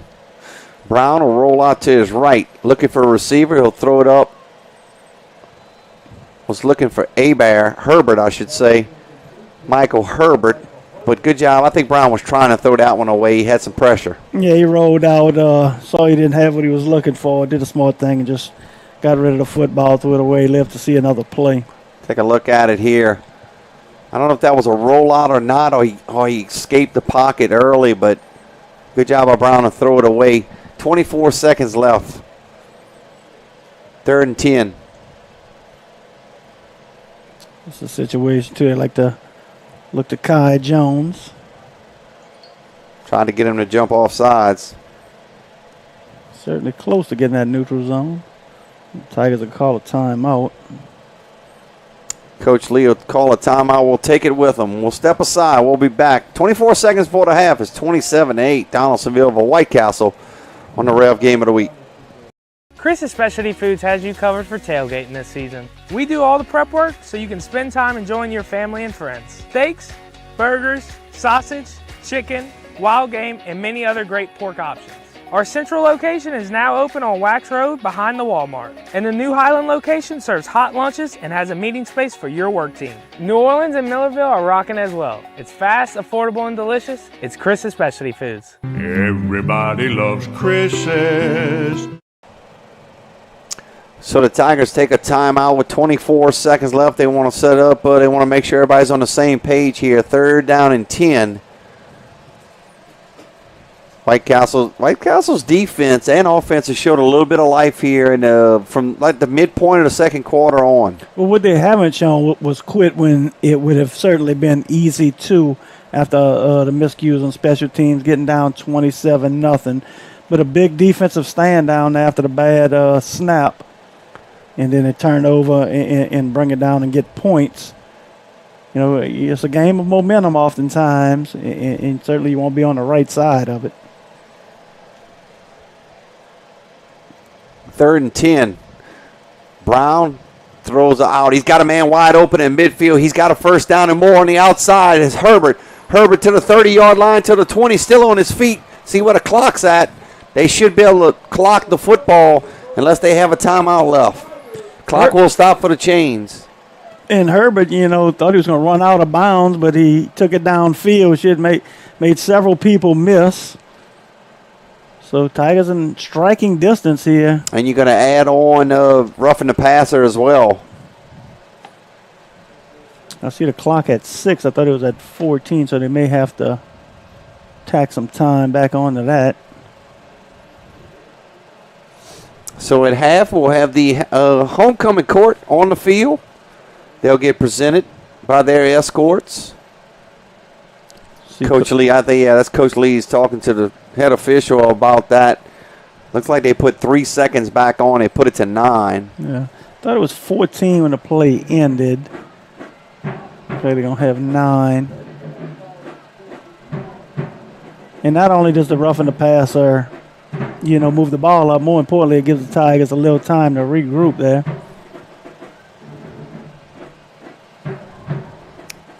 Clock will not start until the snap. Looks like the ball is at about the 6 or 7 yard line. Potentially 2 plays if you run it quick. Brown will throw it quick. Incomplete. Good coverage right there. He was looking for number 12, who he connected with earlier, the freshman Skylar Garrison. Yeah, Garrison ran a little slant route. Ball came in a little hot, a little high. Tigers get one more shot at it. We have another roughing the passer.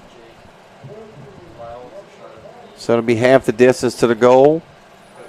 So it gives you an option possibly running the football here. You could. I mean, the ball is inside the 5 now, at almost to the 3.5. Looks like they're going to bring the field goal. This might not be a bad time to try a field goal here. See if you can see how it looks.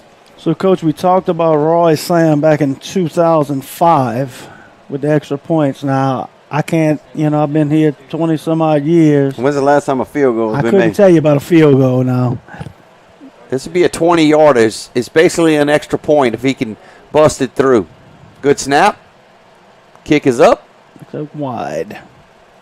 And he missed it wide left. So that'll bring the clock to 0. White Castle gets a stop there. Gets a little bit of momentum going into the half. Tigers have somebody down. Hopefully he's okay. Coaching staff taking a look at him. Looks like that might be the kicker, Gonzalez. Let's see if we could. Do we have that replay? Let's see if we can take a look at that replay on the kick to see if something happened after the kick. It's like he maybe just lost his footing right there. Certainly would be a non-contact injury. Sometimes. I think he's okay. He's coming off the field right now.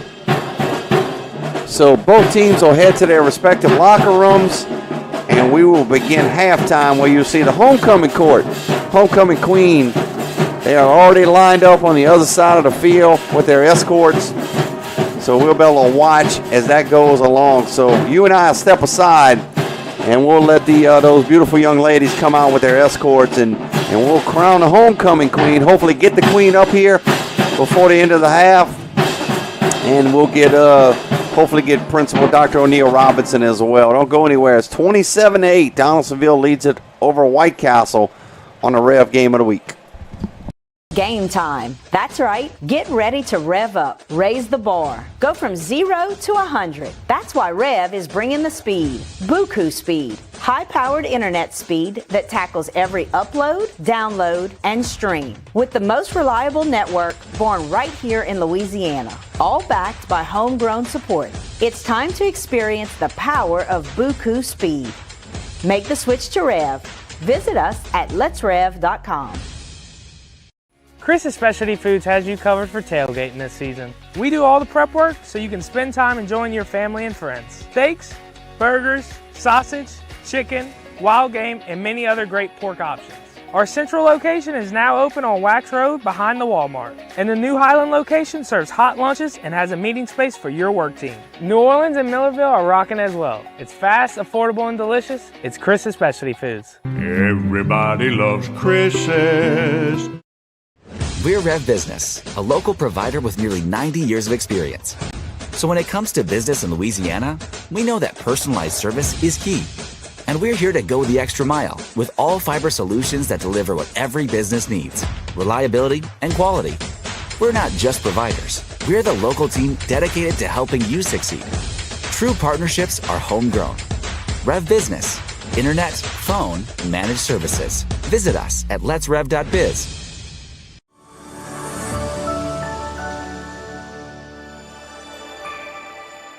Mark your calendars for the first annual City of Gonzales Fall Fest. Join us on Sunday, October 27th at the Price of Law Pace Center from noon to 4 p.m. Enjoy a fantastic range of free fall activities and be entertained by the soulful sounds of Jamel Richardson. It's an event full of fun and music that you won't want to miss.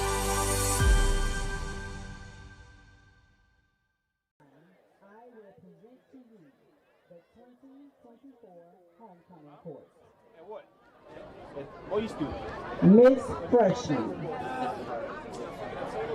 Miss Freshman is Jermia Jackson.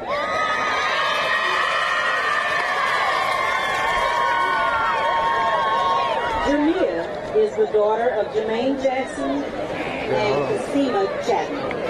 She is a member of the Donaldsonville High School Marching Band, where she plays the trumpet. Some things Jermia likes to do in her spare time is play volleyball and eat. Italian food. Later in life, she has aspirations of joining the United States Navy. Jermia is being escorted by her brother, Aaron Wise. Miss Freshman Jermia Jackson.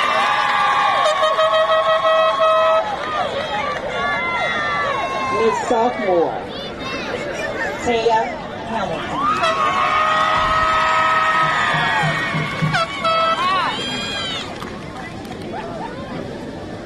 Taya is the daughter of Lanika Willoughby and Shakira Hamilton. She is currently a member of the Beta Club. Taya possesses a 4.0 cumulative GPA. In her free time, she enjoys socializing with friends and family, sleeping, watching shows. One of Taya's aspirations for the future is to attend Southern University, where she will pursue a career in architecture. Taya is being escorted by her father, Shakira Hamilton.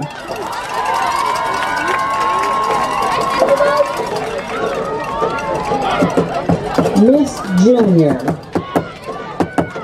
Paige Jackson.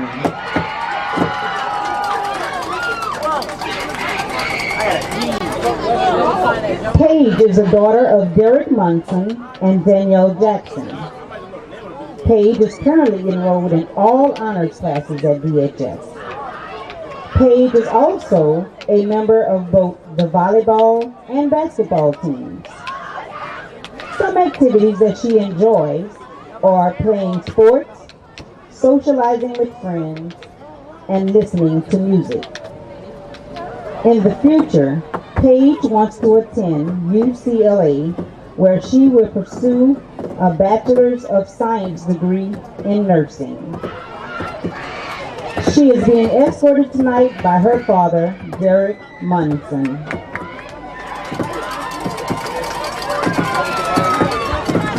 Now, your senior qualifying candidates will be in alphabetical order. Jasmine Anderson. Jasmine is the daughter of Patrice Anderson. She is a member of the Beta Club and both cheer and track teams at DHS. Jasmine currently possesses a 4.0 cumulative GPA. She enjoys shows, listening to music, shopping, and spending time with her friends and family. A few of her aspirations after high school includes pursuing a career in sonography and real estate. She is currently undecided on the college she would like to attend. Jasmine is being escorted by her uncle, Joshua Anderson Sr.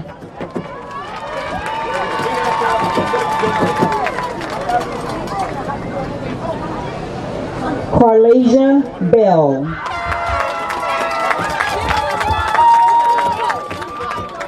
Carlasia is the daughter of Carlos Bell and Gloria Wilson. She is a member of the Debutante Society, Beta Club, and both the cheer and track teams at DHS. Carlasia currently possesses a 3.5 cumulative GPA. She enjoys socializing with her friends, shopping, and listening to music.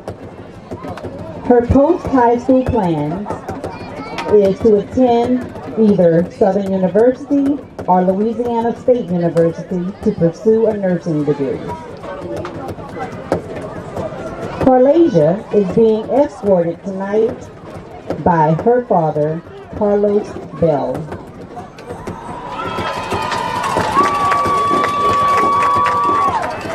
Senior Chelsea Washington.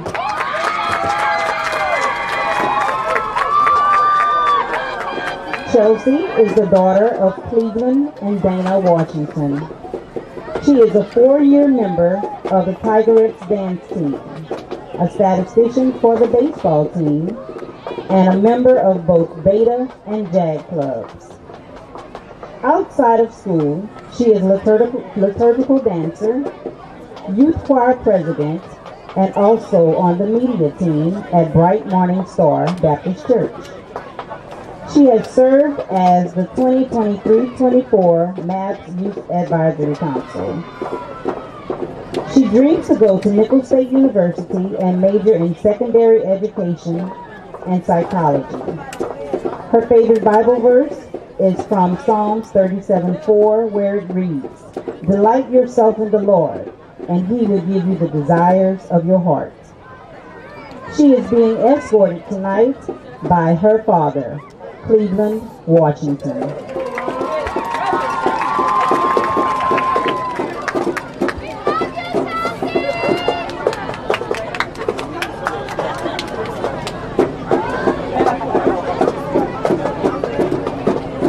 At this time, Miss DHS of 2023, Miss Tiari Brown, who is the daughter of Corinthia and Trey Brown, and she's currently a student at the Southern University, majoring in nursing.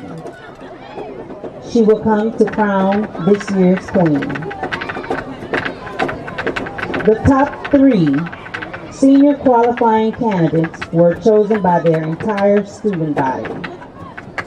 And now, the moment we've all been waiting for. Second,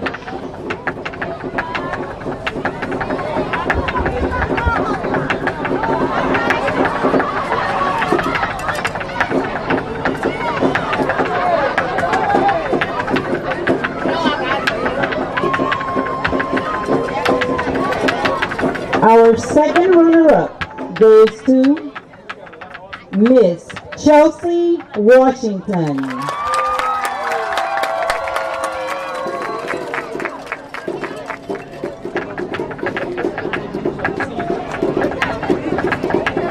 Our first runner-up is Miss Jasmine Anderson.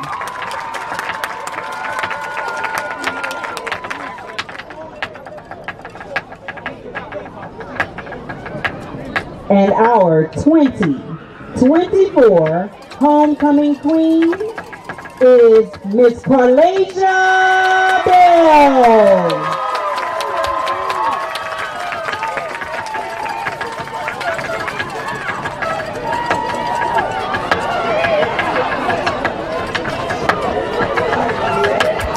Congratulations to all of you ladies. You look really beautiful tonight.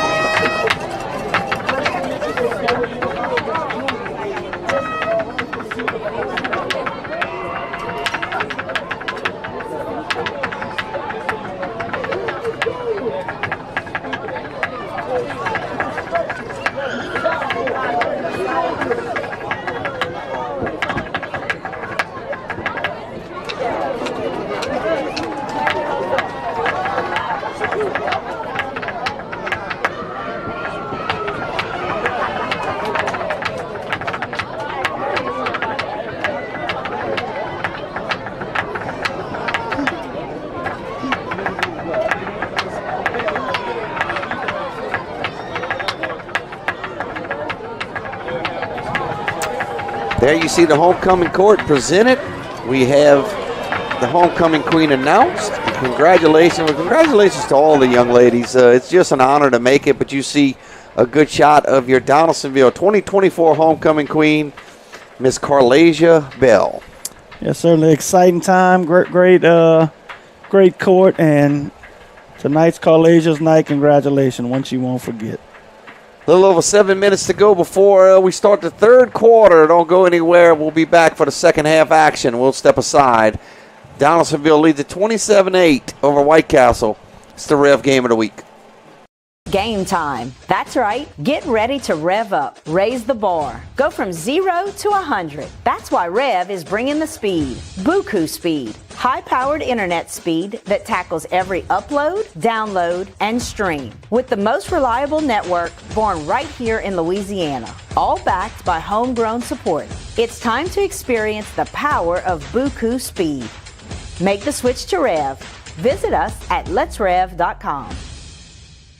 Chris's Specialty Foods has you covered for tailgating this season. We do all the prep work so you can spend time enjoying your family and friends. Steaks, burgers, sausage, chicken, wild game, and many other great pork options. Our central location is now open on Wax Road behind the Walmart. And the new Highland location serves hot lunches and has a meeting space for your work team. New Orleans and Millerville are rocking as well. It's fast, affordable, and delicious. It's Chris's Specialty Foods. Everybody loves Chris's. We're Rev Business, a local provider with nearly 90 years of experience. So when it comes to business in Louisiana, we know that personalized service is key. And we're here to go the extra mile with all fiber solutions that deliver what every business needs, reliability and quality. We're not just providers. We're the local team dedicated to helping you succeed. True partnerships are homegrown. Rev Business, internet, phone, managed services. Visit us.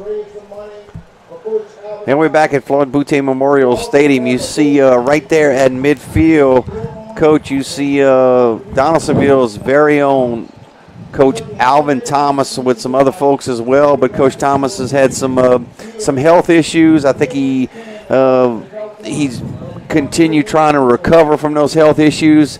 And Coach Thomas is just an icon around here in Donaldsonville. He was an all-state player at Donaldsonville High School and went on to play at LSU. So Coach Thomas is being supported by this Donaldsonville community. Yeah, I mean, it's a guy from the community. Like you said, he played here. He represented the school and went on to LSU. But then he came back. Taught at Laurie. Coached at Laurie. Coached football at Laurie. You know, and Laurie had some dynasties back in the days. Coach Todd Bourgeois, then next to Alvin Thomas. I mean, they Ronnie Rabelais. Yep, absolutely. But Coach Thomas, dedicated a lot of his time coaching the youth in this community, and just a stand-up guy, and certainly has been always a role model. He has 2 grandsons out here playing tonight for the Tigers. So good shout at Coach Thomas. Still looks like he can play. Coach Thomas, he stays active. He's always at the gym exercising. He's in a recovery phase right now, and that guy's a fighter. And certainly I expect him to shake back here. Let's take a quick time out. When we come back, we'll have Principal Dr. O'Neal Robinson will step in the booth. He'll give us his first half analysis of the Donaldsonville Tigers and White Castle. We'll be right back. It's game time. That's right. Get ready to rev up. Raise the bar. Go from 0 to 100. That's why REV is bringing the speed. Buku speed. High-powered internet speed that tackles every upload, download, and stream. With the most reliable network born right here in Louisiana. All backed by homegrown support. It's time to experience the power of Buku speed. Make the switch to REV. Visit us at letsrev.com. All right, back at Floyd Boutte Memorial Stadium, you said a homecoming queen. Congratulations, Carlasia Bell. And then we had Coach Alvin Thomas getting a nice donation from the Donaldsonville community, Donaldsonville High, spearheading that. We had our mayor, Leroy Sullivan, up on the mic talking about Coach Alvin Thomas. And I'm happy to have the new principal, Dr. O'Neal Robinson, in the booth with me. How are we feeling, Mr. Robinson? I'm feeling great, sir. I'm feeling great. Excited about what's going on. Was excited about what's happening at Donaldsonville High School at this moment. I'm just happy just to be part of this community. Let's talk about your times in Donaldsonville. You went to Donaldsonville High School. I think you and I taught together a little bit a long time ago. I've been at it about 22 years, but you're still at it. But talk about your memories when you were a student at Donaldsonville High School. When I was a student at Donaldsonville High School, I was almost like a shy person. A lot of people thought I was outgoing and outspoken, but most of the time I was very shy, went to class, did what I needed to do, and whatever the teacher said do, that's what I did. Right. Then you went on to college. Talk about that after you left Donaldsonville. It's amazing how I went to college. I can remember this vividly, like when I was in the 12th grade, I was walking down the hallway, and Catherine Davis, she was our social studies teacher. She said, "What are you doing after you graduate?" I say, I'm not doing anything. I'm just going to go home like everybody else and go find a job and just chill out and just hang with my friends. Then she said, "You too smart for that." I said, "What you mean by that?" She said, "You can go to college." I say, "My mama cannot afford that. So how can I go to college if my mama cannot afford that?" She said, there are resources out there that will allow you to go to college for free.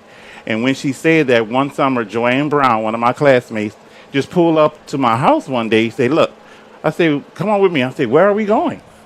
She say, "We going to register for school." "For what?" I ain't got nothing. She say, "Come on here, let's go." And that's what we did. And I went to school and registered and got everything straight. You went to Southern University. Southern University, a proud graduate of Southern.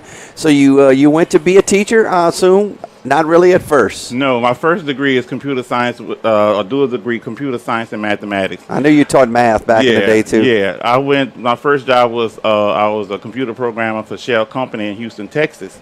Did not like that job, so I gave him a 2-week notice and say, "Look, I don't want to do this anymore." Got the 2-week notice, and I came back home to Donaldsonville. You're calling. And when I came to Donaldsonville, I didn't have a job. So my first job back, and when I got back to Donaldsonville, was working at Subway. Wow, I do remember that. Yeah, I do remember that. Yeah. And then you went on to Lori. I went to Lori because the principal. I was riding around the neighborhood, and something in a voice in my head say, "Stop." So I stopped and turned around and went to Lori Middle School. So I went and asked the guy, Mr. Jesse Sanders. Remember Jesse Sanders? Awesome, man. Worked with him for 3 years. Yeah, so he interviewed me. He said, "Man, I cannot hire you." I said, "Why not?" He said, "Because you're not certified." So Friday, that happened. Saturday, I went to work. Sunday night at Subway, the phone rang and said, "O'Neal, somebody want to speak to you." So when I got on the phone, it was Jesse Sanders. He said, "Can you come to work Monday morning?" I was like, wow. So that's how my journey began at Lower Middle School as an 8th grade math teacher. And you went on, obviously, to get your master's. Then you come to Donaldsonville High as an assistant principal, but now you've had the opportunity to step into the principal's role, and you worked for a great guy, Mr. Marvin Evans. Yes. So how excited were you when you got the call that you would be the new principal?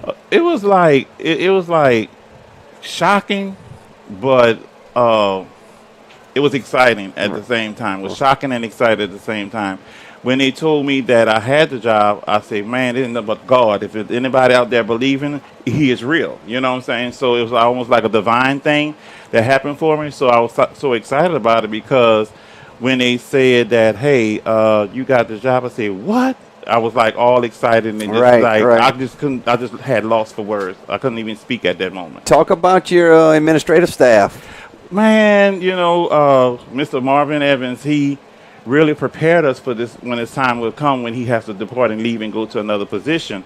The faculty and staff is amazing. You know what I'm saying? They adhere to certain things. They do their best to make sure that our kids are getting the things that they need in order for them to be successful within the classroom setting, as well as when they decide, whenever they graduate from high school, they're going to be college and career ready, because we are preparing them based on all the PD that we receive to make sure we meet the needs of every child that comes through Donaldsonville High School. It's good. The fall season has started. We already almost 9 weeks in. I think next week it ends the first 9 weeks, but you got volleyball going on, cross country, football, and then a lot of academic stuff going on at Donaldsonville as well. Yes, yes. And I've never been to the cross country, but I went to the volleyball games. I see that our kids are improving.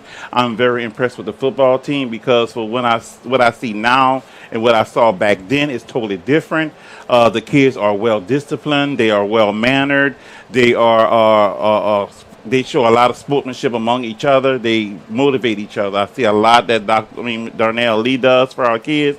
I'm amazed as well as impressed, because during the summertime, when I was working during the summer, I always go pass through there just to say hello to Darnell Lee and all the kids, because I wanted to know, yes, I am watching you. Yes, I am excited for you, and I want to see great things in you.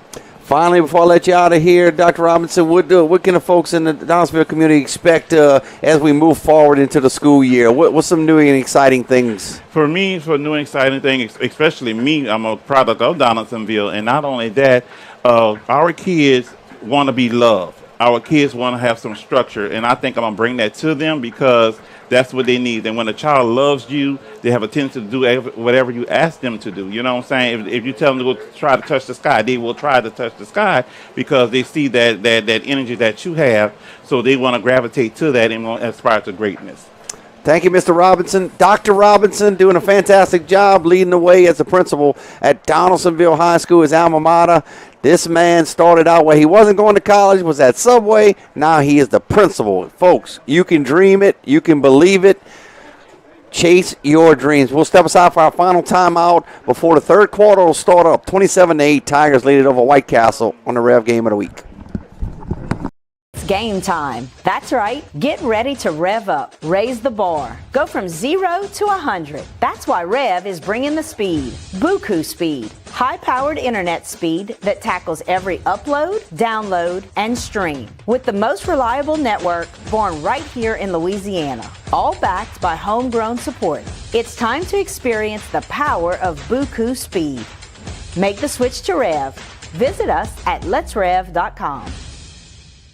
Chris's Specialty Foods has you covered for tailgating this season. We do all the prep work so you can spend time enjoying your family and friends. Steaks, burgers, sausage, chicken, wild game, and many other great pork options.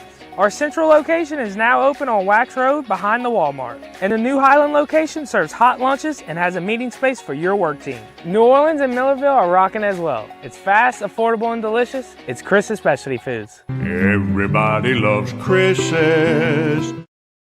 We're REV Business, a local provider with nearly 90 years of experience. So when it comes to business in Louisiana, we know that personalized service is key. And we're here to go the extra mile with all fiber solutions that deliver what every business needs: reliability and quality.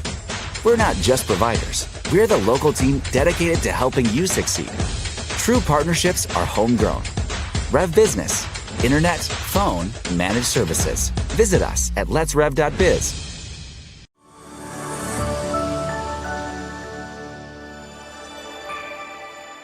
Mark your calendars for the first annual City of Gonzales Fall Fest. Join us on Sunday, October 27th at the Price of Law Pace Center from noon to 4 p.m. Enjoy a fantastic range of free fall activities and be entertained by the soulful sounds of Jamel Richardson. Tigers ready to kick it off, ready to start the third quarter, fielded inside the 10-yard line. White Castle get the football first. Pretty good return, upended. Big tackle right there. I think the ball may be loose. Ball may be loose. We'll see. See what the official calls right here. Big collision at the 25-yard line. Let's see. It looks like the Donaldsonville defense is coming out. Yeah, seeing a replay here. It looked like that elbow hit and the ball came out.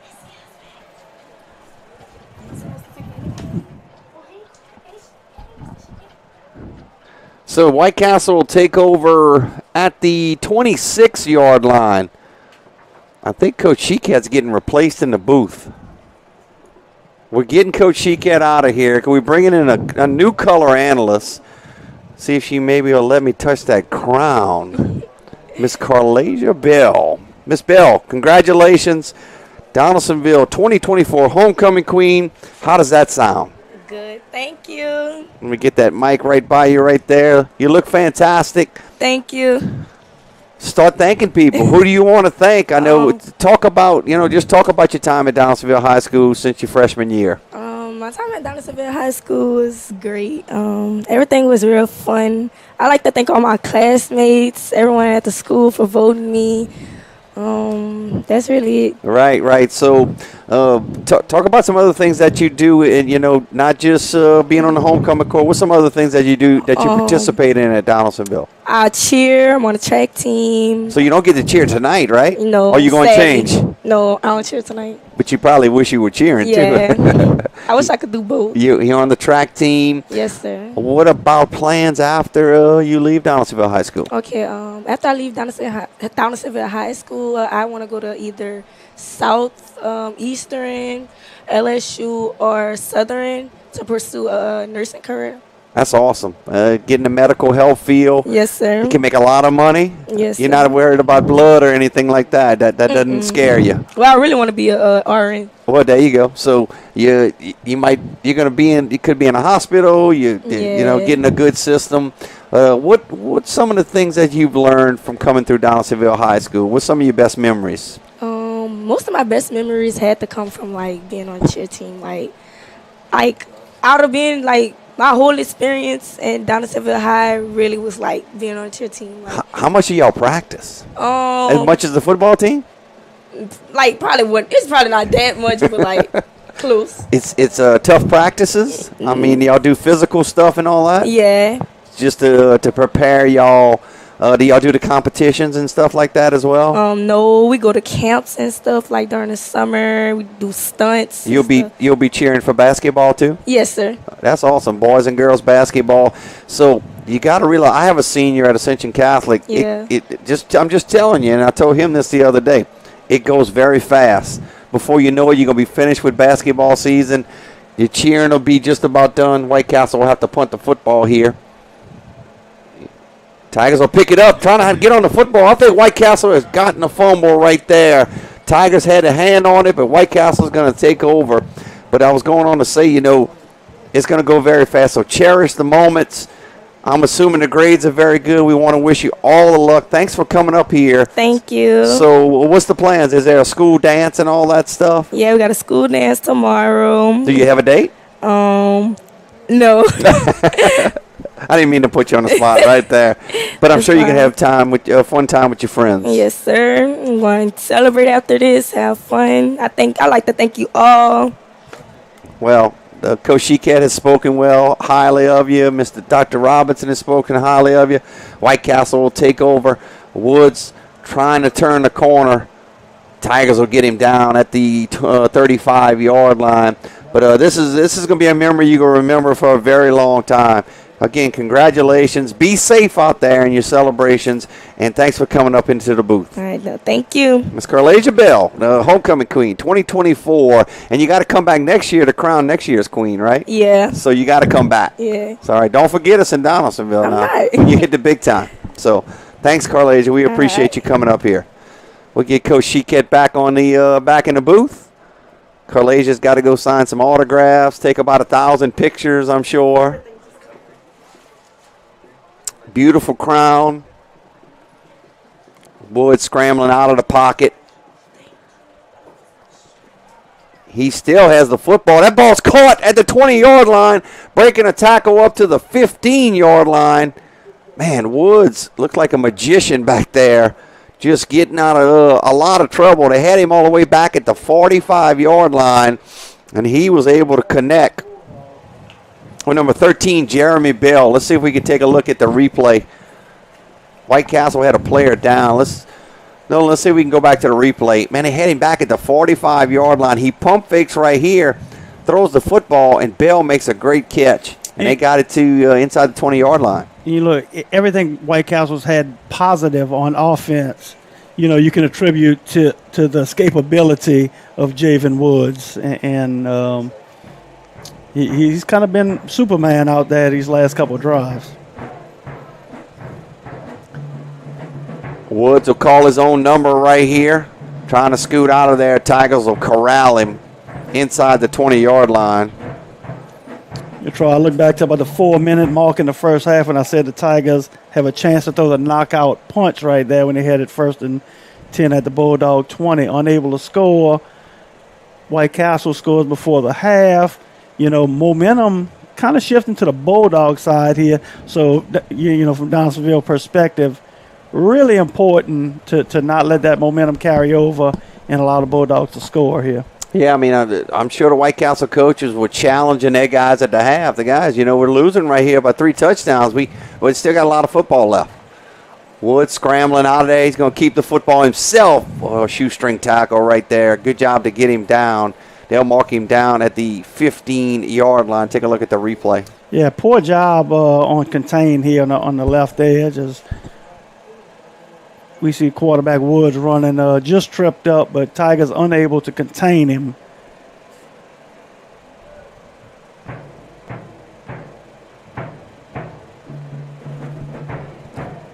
Third down and 10. Snap over the head of Woods. Going to have to fall on the football. He's going to try to run with it. See if they can get him down. He's still on his feet. He's going to pick up a block. Still running to the 20-yard line. He'll slide down at the 17. How in the world did Woods get out of that predicament? And, you know, I don't think the snap was terrible. I think Woods kind of took his eye off it. You know, it was a little high. Tigers, you know, pursuing to the football, but not breaking down, just overrunning the football. And when you have a dynamic player like that, you have to keep him in front of you. You know, you fly past that guy, and he's going to make you pay for it. So Tigers not breaking down, pursuing. You like the effort, but you really want to break down and, you know, corral that guy because he's hard to beat in the open field with one guy. You really got to corral him and make sure you got good positioning. See a flag down to 35. Somebody peeled back on a block. Yeah, it's going to be a blindside block against White Castle. I saw him come into the picture, and I kept my eyes on Woods to see. Didn't see how the block was completed, but it is that's something a safety factor. They're not going to allow that play to happen. And that's something you see on a lot of, you know, special teams plays, open field plays, broken plays, where people just kind of off script in the middle of play, and it happened right there. Woods scrambling out of the pocket. That's going to be a hole right there. Woods is going to do some running right here, but it's going to come back. He'll go out of bounds at the sticks.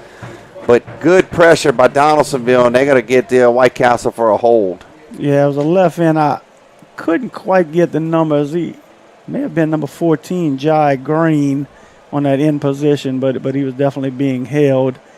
And he wasn't doing it in a good position. He was doing it right in front of the guy with the striped shirt. So do you take the penalty here? You could make it 4th down and 10, or you back them way up, make it 3rd and long. I think it's such a big discrepancy in terms of field positioning. I think you really got to take the penalty here. I would agree with that. We're talking probably about 30 yards in field position. They're marking that football back. Yeah, that's a long way back to the 40-yard line. For White Castle to get a 1st down, they need to get to the Donaldsonville 6. So you're looking at 34 yards. Yeah, and it'll have to be spearheaded by Javen Woods because he's certainly been a playmaker. And, you know, you always think you got a chance in these situations with a guy like that back there. 3rd and long. Woods tosses the football. Caught by Brown. Brown makes a guy miss. Brown to the 15-yard line. Good move by Brown. They got him down at the 14. That'll set up a manageable. Take a look at the replay. Yeah, and one thing we've you know seen the Tigers regress at as the game is going on is open field tackling. It's becoming so difficult. As much as Woods scrambles, they tend to break containment. We'll keep it right here. We got to bring you some updated scores. But to that point, when he's scrambling back there, defensive backs, you know, do they want to come up and make a play or do they continue to cover? That's really tough for a defensive back to make that decision. Yeah, and you got to kind of pick your poison defensively. How do I want to defend Woods? Do I want to bring pressure? Do I want to just contain him? Keep him in the pocket. Not necessarily come with a big amount of pressure, but keep him contained, keep everybody in the correct position where he can't escape. And that's easier said than done, certainly with an athlete like him. So to give you a couple of scoring updates, it was 21-0 at the half. Santa Maria led touchdown, but we're going into the fourth quarter now. Santa Maria now leads at 21-14, so Dutchtown starting to make a little bit of a move in that game. And East Ascension, speaking of making them a move, they have cut it to 14-11. They got a touchdown on the 2-point conversion. It was 14-3 earlier. Now they head to the fourth quarter. We want to take a look at District 7 3A next week. We'll take a look at games next week. We'll see if we can get that coming up on the screen. Tigers will be back at home. Some big games in the district next week. Take a look at those, Coach. Yeah, Tigers will host the Bruley Panthers up in class. Shaw and St. James, certainly two good football teams. We see this play going on. It is fourth down. Woods will go down. Donaldsonville Tigers should be able to take over. First down and 10. Good pursuit by the Donaldsonville team. Woods looks exhausted out there. Yeah, again, that's number 17, the Caleb Green. That kid has no stop in his motor. Again, he's just a 10th grader. Lots of good things ahead for him, but he may get up the field at times. They've worked. He's improved with that, but his motor is wide open, so that's something you love to see. So the Donaldsonville defense holds after fumbling earlier, giving the ball to White Castle in plus territory. So good stop by the Tiger defense. First down and 10 from the 18-yard line. Ain't going to catch them offsides again. That may be the fourth time tonight Donald Brown's been able to catch them on a hard count. Yeah, and, we talked about the depth and a lot of those linemen going both ways for White Castle. You start losing a little focus here in the second half. That was the case right there. Yeah, Briley's going to check out. They'll bring in Vernon Jones, the junior, take his place on that defensive line. Quick toss caught by Quentin Dabney. That's something they did that early with Dabney in the first quarter. He scored a touchdown. He had another big catch, but they go back to Dabney. He's got a first down. Yeah, kind of going back to what was working early in the game. Good to see ball back in Dabney's hands. Like I said, he's been a kind of catalyst for this offense these last 2 weeks. Anthony Johnson, the sophomore, in the backfield with Donald Brown. 4 receivers in the package. Hand the ball off to Johnson. He's got the edge. He's got running room. He's got about 6 yards. White Castle will get him out of bounds. Credit number 1, Kai Jones.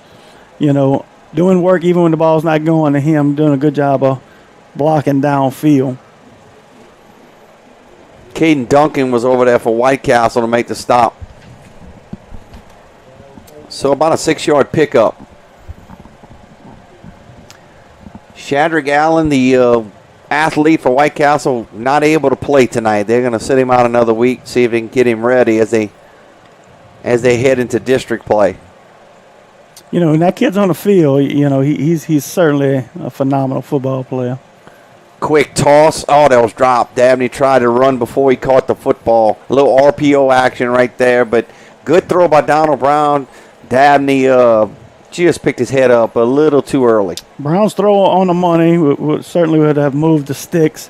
But like you said, Dabney, just before that ball got there, put that eyes upfield looking the way he was going to run to. But got to make sure you get that ball before you take off.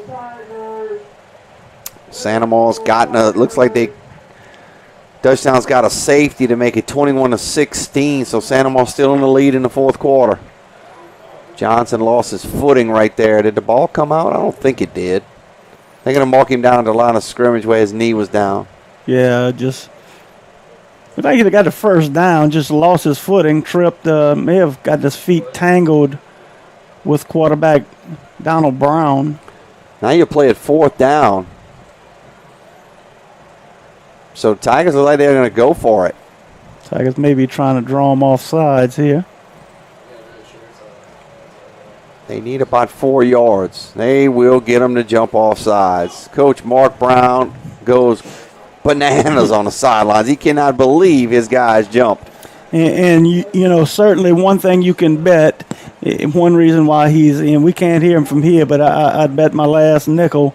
I only got 2 nickels, but I'd bet my last one on it, that Bulldog sideline coaching staff was informing those linemen, watch the football, and to see him jump off there, that'll make you pull your hair out. That's something they'll probably be reminding them with some other ways this week in practice. Certainly. Because that's the 5th or 6th time they've jumped off sides.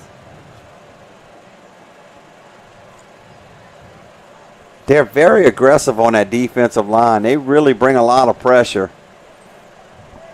So Tigers get the first down. Ball's up to the 44-yard line. Third quarter moving pretty quickly, 3 minutes and 13 seconds. Coming off the edge, Brown's got a wide open receiver. That's Taj Willoughby right at the sticks. They get him out of bounds, but a good hookup with Willoughby. And that's a great read by Donald Brown. He saw the pressure coming off the edge. And, you know, one of those check with me's from the sideline, staff saw that was number 1, Jamal Brown. Looked like he was coming from the edge on a blitz. Certainly the coaching staff picked up on that. Got the quick hitch, get the ball out of his hands quick. That is that it will be good enough for a first down.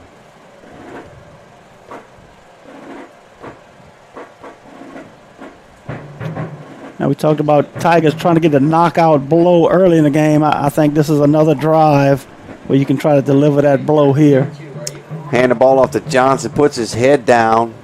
Good push by the Tiger offensive line. A little pushing and shoving after the plate. Good job by both teams to get their guys back in the huddle.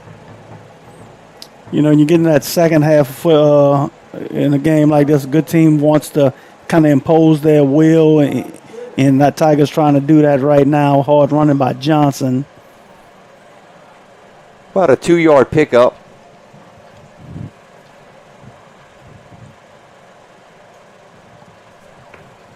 Second and 8 in White Castle territory at the 44-yard line.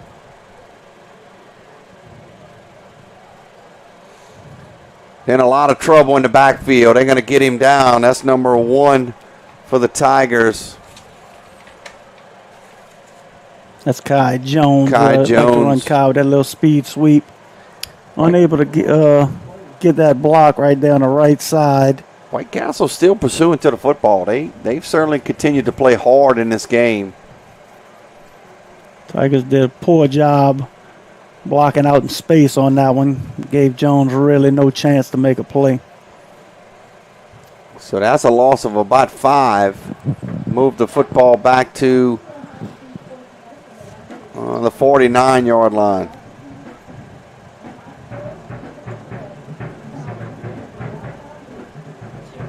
Brown's looking for a receiver down there. Good coverage. Michael Herbert was the intended receiver, but running step for step with him was a defensive back, and that ball was incomplete. Yeah, I'd like to see Herbert make a little more effort at the football right there.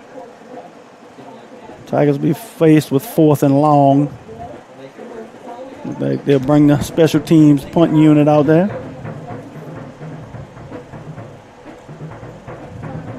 We actually don't see Mr. Blake Turner. Oh, we're going to see Blake Turner to punt the football. Get his feet wet a little bit, get a little blood flowing. They had the freshman, Zylan Paul, kicking earlier, but they're going to let Blake kick this one. He was an all-district punter last year.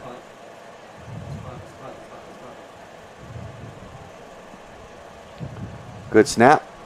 Nice kick. Fair catch. Hit him. Ball is loose. Boy, jumping back on the football. Number 12, Caden Duncan. He called for the fair catch, but he didn't catch it. Because I'm a little confused. He called the fair catch like he was going to catch it and just kind of stood there. Ball bounced and hit him. Bulldogs very fortunate because Quentin Dabney for the Tigers was in excellent position, but very fortuitous bounce for the Bulldogs. It comes right back to him. I would agree with that.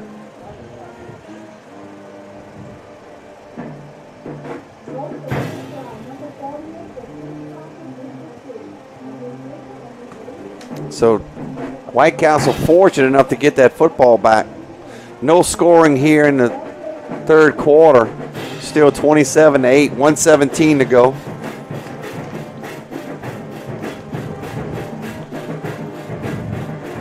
RPO action, setting the screen on the outside. Good open field tackle right there. Kylie Foster was the receiver.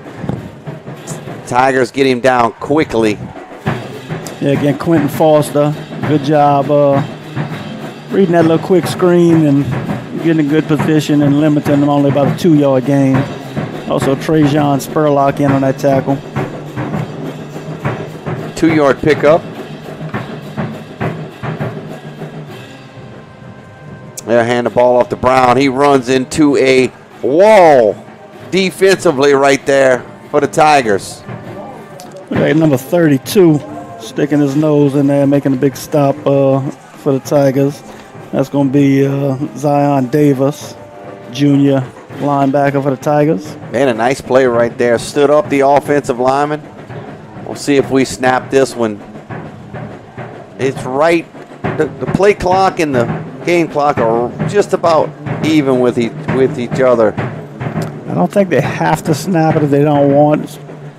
They can let it go to the fourth quarter. Play clock about a half a second.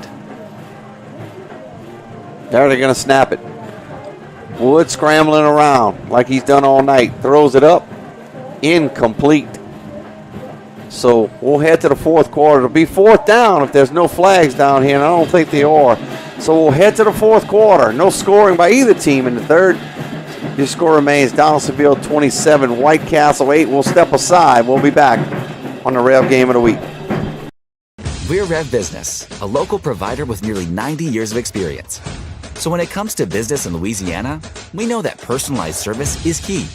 And we're here to go the extra mile with all fiber solutions that deliver what every business needs: reliability and quality. We're not just providers. We're the local team dedicated to helping you succeed. True partnerships are homegrown. Rev Business, internet, phone, managed services. Visit us at letsrev.biz. We're back at Floyd Boutte Memorial Stadium. We head to the fourth quarter. Donaldsonville leads at 27-8 over White Castle. A scoreless third quarter between these two teams. And I think Coach Sheket is getting replaced again. We replaced him earlier with Carlesia Bell. Now we're replacing him with a man that I admire, our very own Mayor Leroy Sullivan. Good to see you, Mayor. Hello, my friend. How's it going? It's going fantastic. Good, good. Talk about, before we get into stuff that's going on in the city of Donaldsonville, talk about what the folks in Donaldsonville did for our very own Coach Alvin Thomas. Well, we know that Coach Alvin Thomas have dedicated his entire life to educating and coaching the people here in the city of Donaldsonville. And he had the unfortunate accident of having a stroke a few months ago, and he's being rehabilitated now, and he's doing a great job. I mean, he's come a long way. But we just want to show our gratitude and support to him and his family, because, you know, when things like that happen, there are financial responsibilities that may fall by the wayside. So we just want to try to fill in the gap and help Coach Alvin Thomas any way that we can.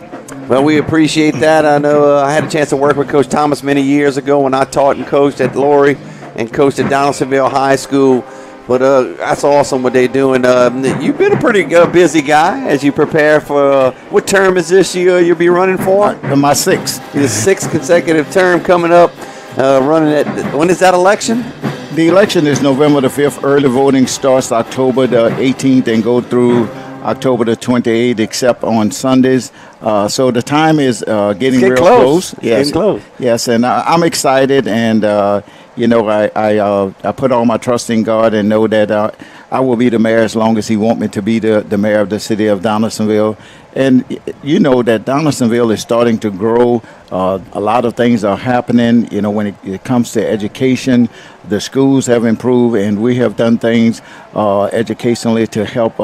You know, from cradle to career, as we say it. You know, with the Early Childhood Learning Center and also the satellite campus at Donaldsonville High School with RPCC, where the students can go and learn welding or instrument. Boy, that's been positive. I've seen a lot of guys getting a certification. Yes, and so then the parents can go at night. So it gives everybody an opportunity to learn a skill set in order to be able to get a high-paying job. You know, when all of the industry that's talking about coming to the area, when you start talking about close to $20 billion worth of industry right in our backyard, we want to make sure that all of our people are prepared in order to get those good paying jobs. Well, near and dear to your heart, your former employer, CF Industries, is such a major partner here in Donaldsonville. We had a tragedy this week. We want to keep the family of Schexnayder, yes. Mark Schexnayder. Yes. I know that's near and dear to your heart. You know, once worked at CF Industries, and you knew the family, and just heartbreaking to see it happen. Yes, you know, and 24 years ago, I was involved in an explosion at CF Industries, and you know, it changes your life forever. But I am fortunate, you know, I'm one that survived that explosion. Mr. Schexnayder on yesterday, I think it was, he succumbed, he transitioned, but you know, his family still have to deal with it and go through all of the heartbreaks. And you know, a lot of people may look at it and be like, oh, well, you know, they're going to get paid, you know, but it's not about being paid. You know, your life changes forever, and you know, and then there's always that void that will be there that, you know, would never go away. So Mark was an outstanding guy. I mean, I knew Mark, and his prayers goes out to his family. You know, we feel it as a community for sure. So we're going to keep him in their prayers. Mayor, a lot of exciting things going on in the city of Donaldsonville. Talk about natural gas being upgraded. I mean, they're taking care of some of those blighted houses out there. You got a grant for that. So many things to talk about. Yeah, you know, and I brag about it because I'm the only mayor that can say in the state of Louisiana and maybe in the United States of America, in a 12-month period, was able to receive $34 million for natural gas line replacements. And this month, October, we'll find out if we're getting some more money. It's through the bipartisan infrastructure bill that was passed, and Representative Troy Carter and Senator Bill Cassidy have done outstanding work to make sure that the city of Donaldsonville receives some of those funds to replace the cast iron lines that are over 100 years old.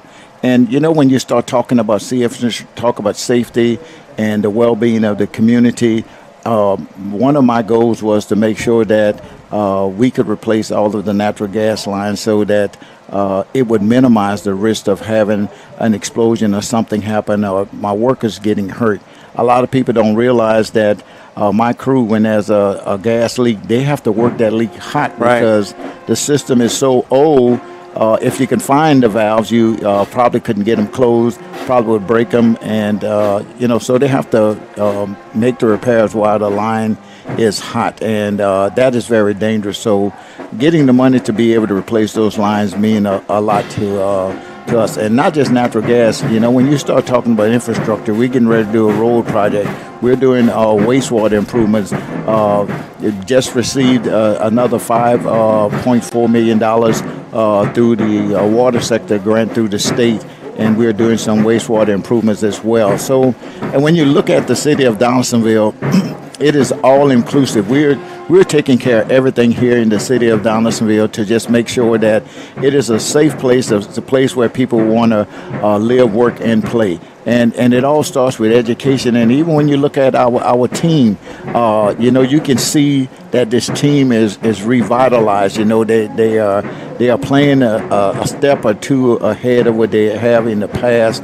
And I'm just excited about the coaching staff that is surrounded by our kids and teaching them, you know, life skills. So you look at the scoreboard and you're like, yes, we're winning, but we're winning more than on the field. We're winning in the classrooms as well. As Jaden Allen was shaking up on a play, I think he just has a cramp out there. I think he's going. Looks like he may be okay, hopefully.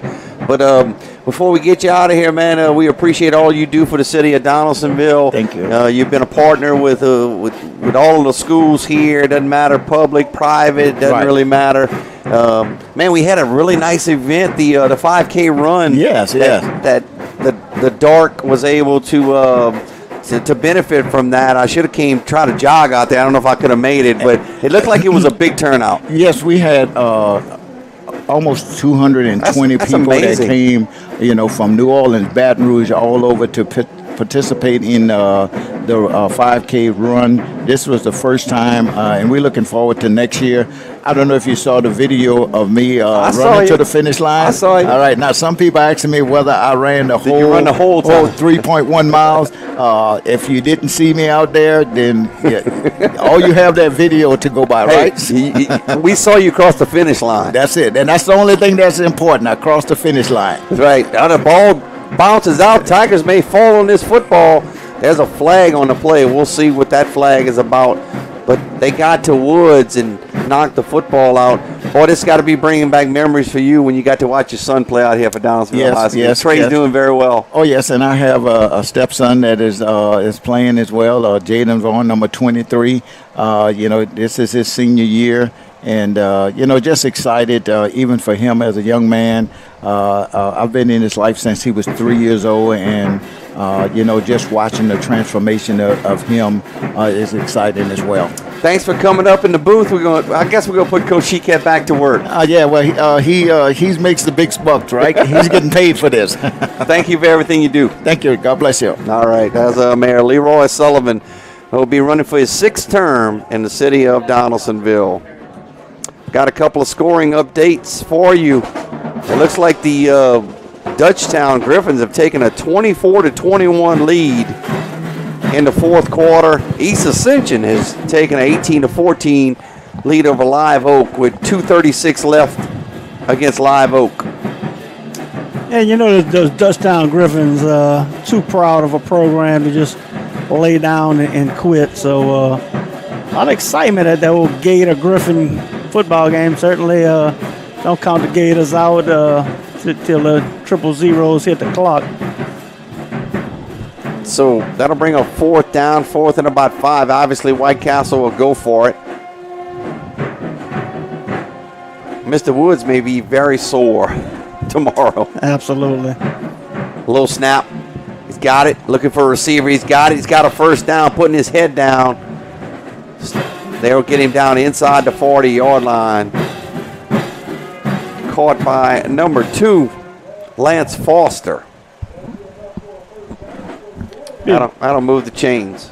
Big possession here if you're White Castle down 3 touchdowns, 8 minutes to go. Time is certainly now becoming a factor here in this ball game. They'll snap this one right at the 8-minute mark. I got some movement right there. This is going to be a false start on White Castle. So that'll back them up 5 yards. Penalties have certainly hurt those guys tonight. Yeah, on both sides of the football. You see Woods kind of slams the ball down there in frustration. If you look at a couple of possessions for Donaldsonville in the second half, not really what they were looking for coming out of the half. Just hadn't been real crisp. Not as crisp as they were in the first half. And I don't know if that's much as an execution issue or it's just falling into that complacency like we talked about. Hand the ball off to Brown on the right side. He picks up a couple of those penalty yards.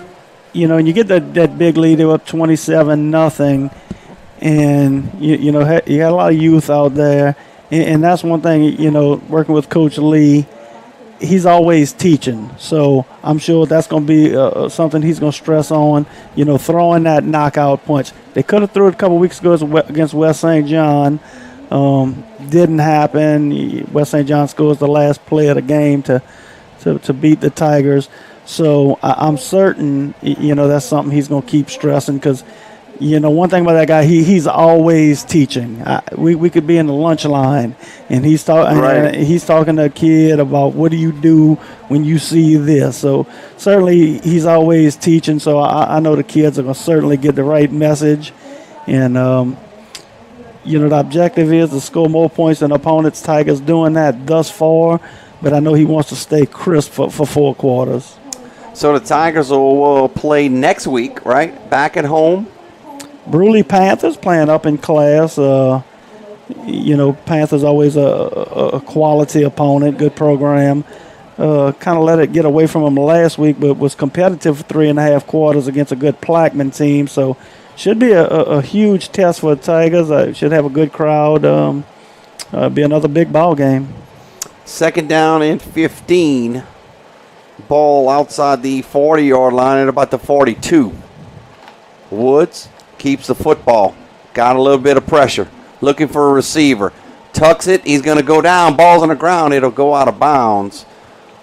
Woods just hung on to the football a little bit too long, and the receivers were covered, so really didn't have anybody to throw it to. You know, coming from the opposite end, the Caleb Green, a number we've called quite a bit tonight. Again, he's a kid. He just has no stop in his motor.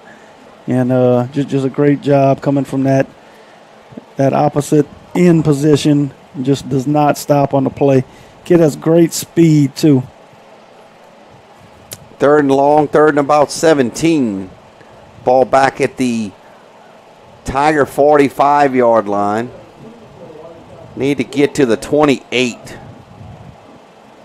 Easier said than done, but Tigers really want to keep Woods contained here.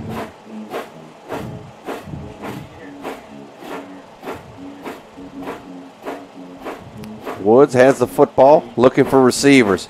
Throws it, got a receiver. Oh, right through the hands of number 12, Caden Duncan. They was a little bit behind him, but nonetheless, it falls incomplete. I'll bring up 4th down. Yeah, seen a couple drops tonight from Duncan. Number 9 right there for the Tigers. In good position, but not a perfect ball, but a ball that could have been caught, as Mekhi Landry was on his heels. I think White Castle will go for it here, obviously. They trail it 27-8 with 7:19 to go in the 4th quarter. The Tigers here, you know, you just want to know where the sticks are. 4th and long, we'll give up anything underneath. Just got to corral to the football. White Castle will take a timeout. Let's see if we can get our camera crew to focus in on this Tiger band and the fans in the stands, because they got the umbrellas out and everything, man. The Tigers are really enjoying the homecoming festivities. I thought it was Mardi Gras for a second. Yeah, they got some good looking. There you see it right there. Good shot from our camera crew. There's a Tiger band. Band looks strong, Coach. Oh, look, you know, we talk about improvement. Our 3rd-year band director, we don't hold it against him. He's a St. James High graduate. What? He's a Wildcat. He has done a phenomenal, Mr. Joshua Warren. He has done a phenomenal job really building this band program back up.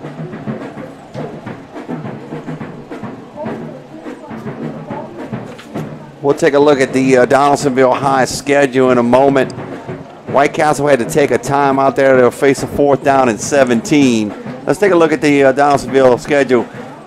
Play Bruley next week at home, then East Feliciana at home, and then the big matchup on October 25th, where basically you either go, if you live on one side of the street, you go to St. James. If you live on the other side of the street, you go to Donaldsonville. And that'll be right here. It'll be the REV game of the week at Floyd Boutte Memorial Stadium. Yeah, it's always packed for that one.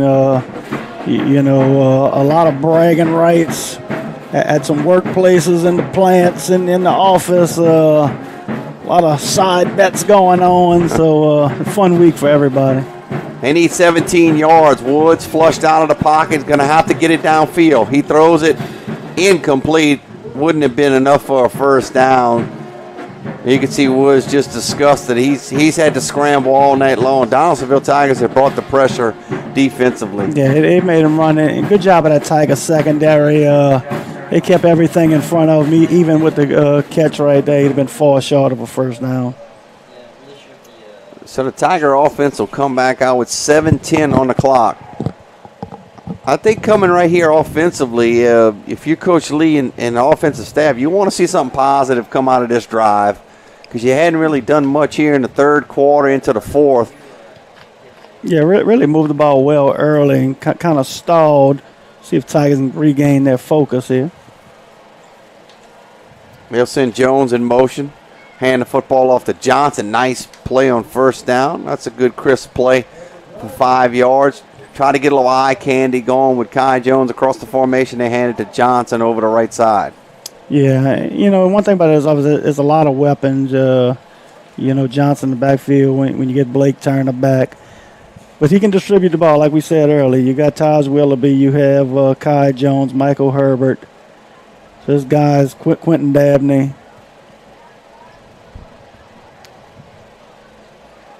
Second down and 5. Ball right at midfield. They'll check at the sideline, see if they're going to change the play or not.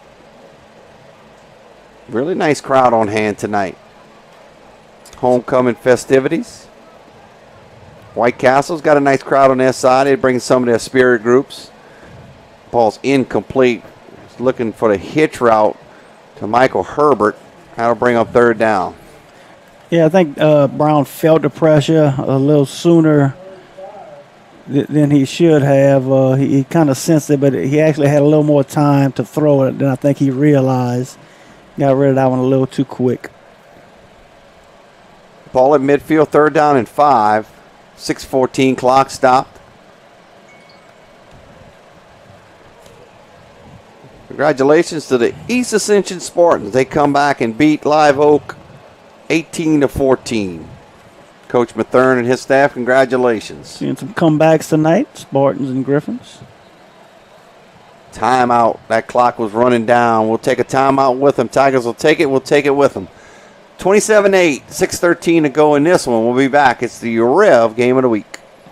Chris's Specialty Foods has you covered for tailgating this season. We do all the prep work so you can spend time enjoying your family and friends. Steaks, burgers, sausage, chicken, wild game, and many other great pork options. Our central location is now open on Wax Road behind the Walmart. And the new Highland location serves hot lunches and has a meeting space for your work team. New Orleans and Millerville are rocking as well. It's fast, affordable, and delicious. It's Chris's Specialty Foods. Everybody loves Chris's. All right, back at Floyd Boutte Memorial Stadium. That clock was a potential, could have had a delay of game. Good timeout by Coach Lee and his staff as he saw the clock running down. So big third down coming right here. You want to possess the football. And we're just getting that score and update. Griffins 24 unanswered points. 140 left in this one. 140, I should say, in the Dutchtown Santamar game. Rivalry game between those two. Santamar led that game, as you mentioned, 21-0, 24 unanswered by Dutchtown. Yeah, and Dutchtown's just too good of a football team. You don't know if you're going to come back and win or not, but you knew they were going to make a run at some point. They're just too good. And 140 left, still not counting the Gators out. I guess what's so frustrating as a coaching staff, you put up 21 points in the first half and your offense just kind of stalls a little bit. That ball's caught by Jones. He's going to be short of the first down. He's still fighting. He was fighting hard for yardage there. They should give him forward momentum up to about the 47-yard line, but Jones wouldn't quit there. No, and give the Bulldogs credit for preventing them to get that first down. We talk about the comebacks, but it don't matter what level it is, high school, college, professional, we talk about momentum, and I mentioned it a lot. And also it's a game of runs. Can you withstand that other team's run? Because when you play good teams, at some point it's coming.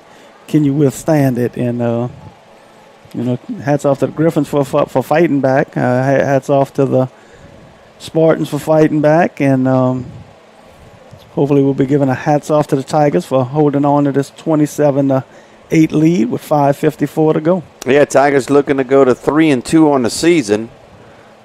Certainly could have had another victory in there. Like you said, the West St. John kind of got away there at the end. Tigers led in that one. So been very competitive schedule-wise. Got some tough matchups coming up with Bruley, East Feliciana, before everybody the anticipated matchup with St. James. Absolutely. And the West St. John team that they lost to, certainly a game that they had well in hand. But a West St. John team that is much improved. Much improved. I looked 2 years ago, man, they struggled. And to see them last week, didn't get to see them last year, but my last recollection was 2 years ago. Totally different team. So Coach Thomas got more guys out there, so he's getting kids to play. He had some good athletes. So West St. John, maybe not this year, but they're getting better. So remember that's a proud program down there. Then they got to stay down for long. Tigers are going to go for it. Let's see if it's got to draw them off sides.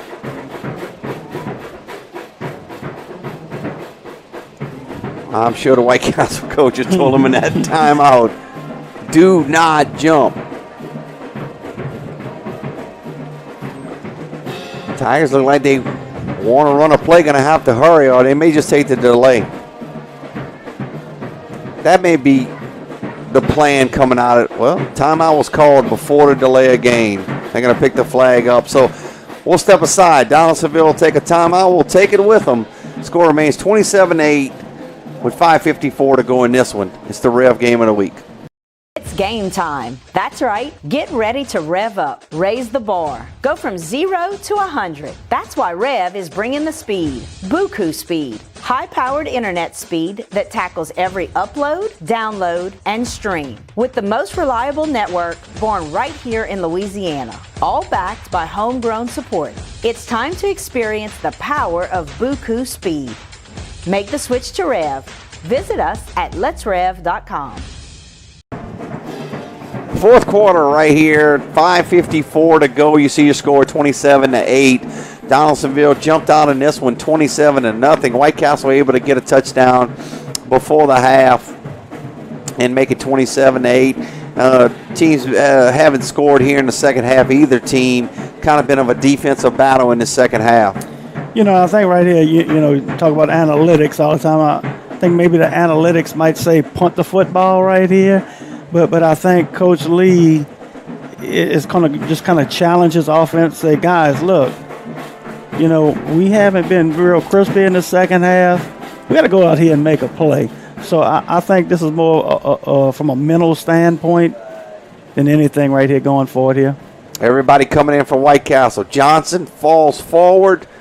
It's going to be close. He may be a yard short. He's going to be short. Again, loses his footing. No measurement required. I thought Johnson, if he could have kept his feet right there, he had a little bit of a seam on the right side, a nice hole, but he just kind of lost his balance, and he falls just short of the first down. Yeah, it looked like he was going to get it, but again, second time we've seen that from Johnson. Knight just kind of loses his footing, goes down. Bulldogs will have it, and we'll have to call this a must-score possession for White Castle if they will hang on to any sliver of hope here. So first down and 10 for White Castle. They take over at their own 46-yard line. 5:46 left in this one. Javon Woods was put in a bunch of miles tonight as a quarterback. Big hole on the right side. Close to a first down. I think he does have it. That was Jamal Brown who scooted through there. Looked good running over the right side. That should move the chains and bring up. Nope, they're going to actually call it second down and 1. I thought he was trying to get the chains to move. Clock continues to tick. They'll hand the ball off to Brown again. He's going to be stopped. He actually will lose a yard. Left side of that defensive line for Donaldsonville stacked it up.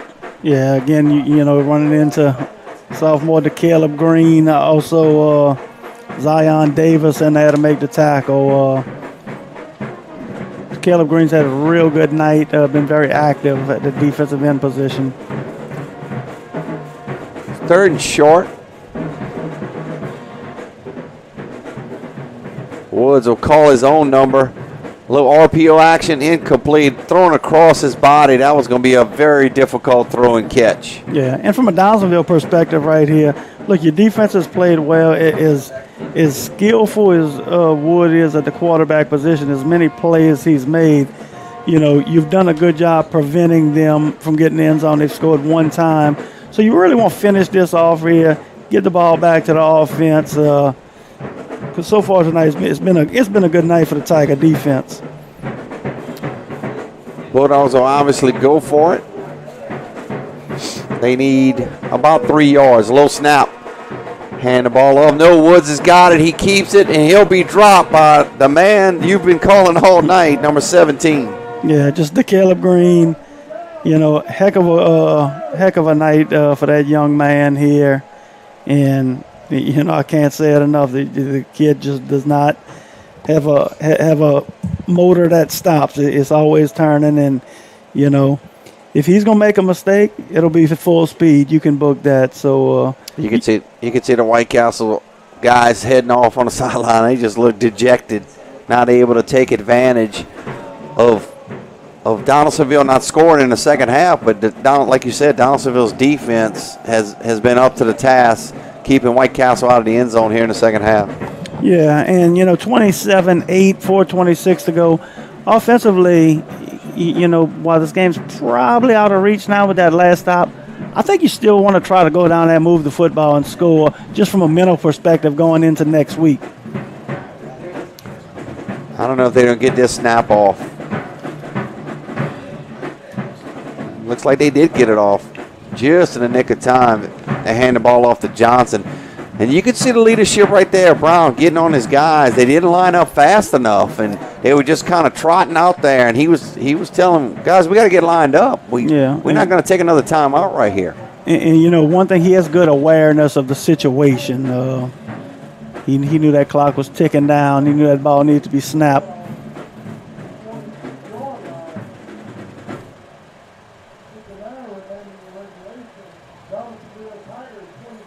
Second down and 6. High snap. Hand the ball off to Johnson. Johnson close to a first down. They'll mark him down at the 39. He'll be a yard short. Yeah, one thing you never say about Johnson is he doesn't run hard. Kid's going to run hard. Like I said, he's more of a between the tackles kind of runner. Keep those legs moving. He's not avoiding contact. He hits the hole extremely quick. Tigers bring in an extra lineman, number 63, Ronquell Winchester. So they're going big package here. Yeah, you see number 14, Jai Green in the backfield. Hand off to the fullback. Look at that offensive line work, finishing blocks off. Yeah, big number 54, Trayshawn Dunham. Took the defender for a ride about 15 yards downfield.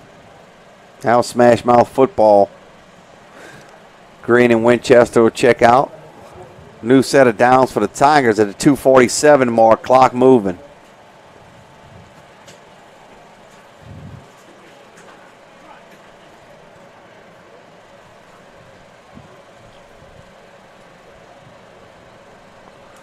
Well, first down and 10. Brown will call his own number. He loses his footing right there. I don't know if that was just from the moisture we've had earlier today. Just kind of lost his footing. Yeah, just looked like he slipped. I don't know if it was a design run. Looked like it may have been. We'll snap this one under 2 minutes. Loss of 3 on the play. Second down and 13.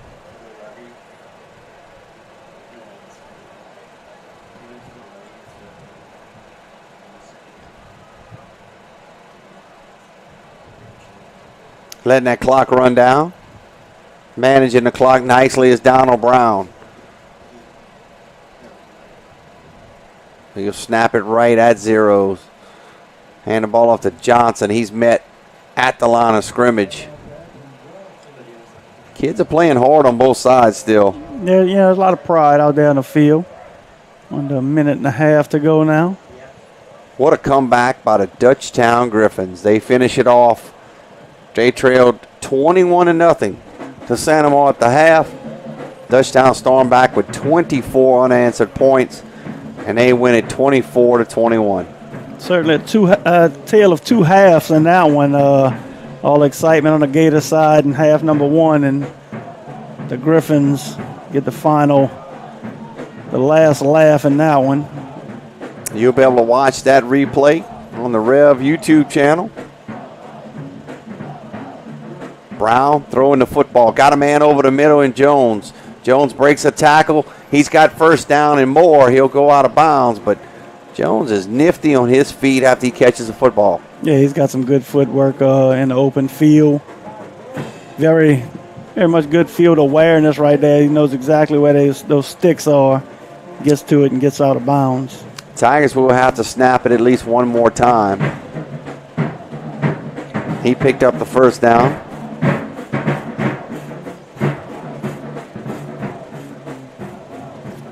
Clock should be starting. Well, they got him out of bounds. So the Tigers will have to snap it.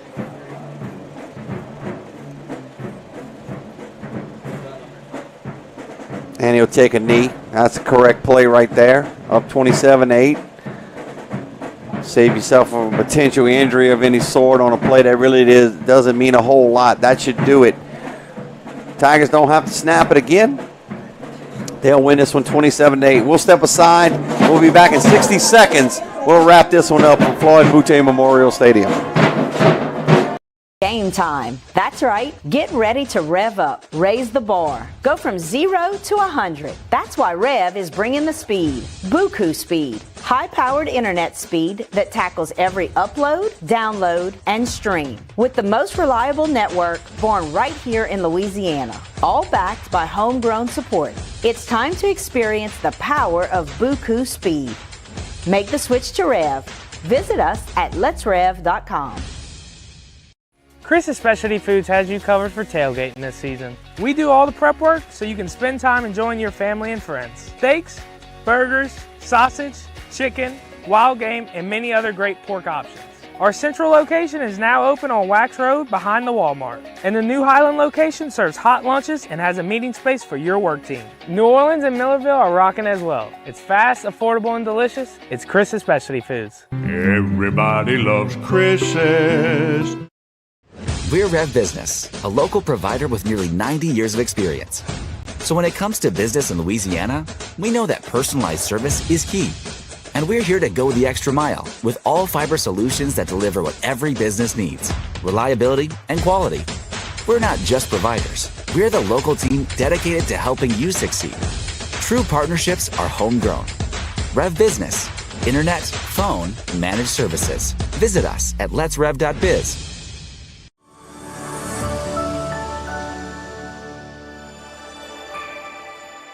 Mark your calendars for the first annual City of Gonzales Fall Fest. Join us on Sunday, October 27th at the Price of Law Pace Center from noon to 4 p.m. Enjoy a fantastic range of free fall activities and be entertained by the soulful sounds of Jamel Richardson. It's an event full of fun and music that you won't want to miss.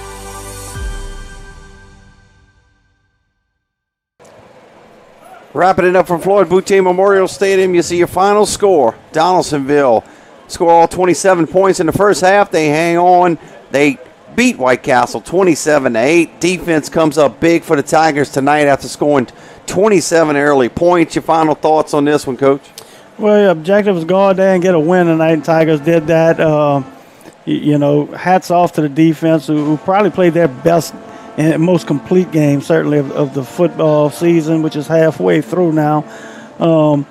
Were there teachable moments? Yes. Were there things to work on? Yes. Were there places to get better? Yes. That's every football game I've ever witnessed at any level. But Tigers get over that 500 hump. They had jumped up to 14 in the PowerPoint rankings coming into this one.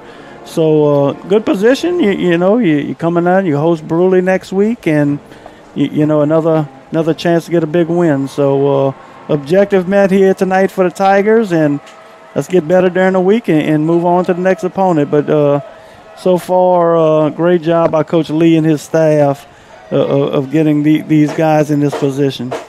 No doubt about it. Congratulations to Coach Darnell Lee and his staff. 27-8. White Castle will get ready for district play in Donaldsonville. Has another couple of non-district games before they play in their district. So we want to thank all of our folks that made it possible tonight. We couldn't do it without Mr. Lyle Boudreau giving us the scores throughout the night, setting us up with all of our information for the game, talking to the coaches. We appreciate Mr. Lyle. Our camera ops tonight, Mr. Jake Wazan, Mr. Blaine Trahan, and for our unbelievable director, Mr. Nolan Wagasback, my broadcast partner, Coach Timmy Sheekat, Troy LaBeouf saying, good night from Donaldsonville High School, Floyd Butte Memorial Stadium. The Tigers, they go to 3-2 on the season. They beat White Castle 27-8, and you watch it on the Rev Game of the Week.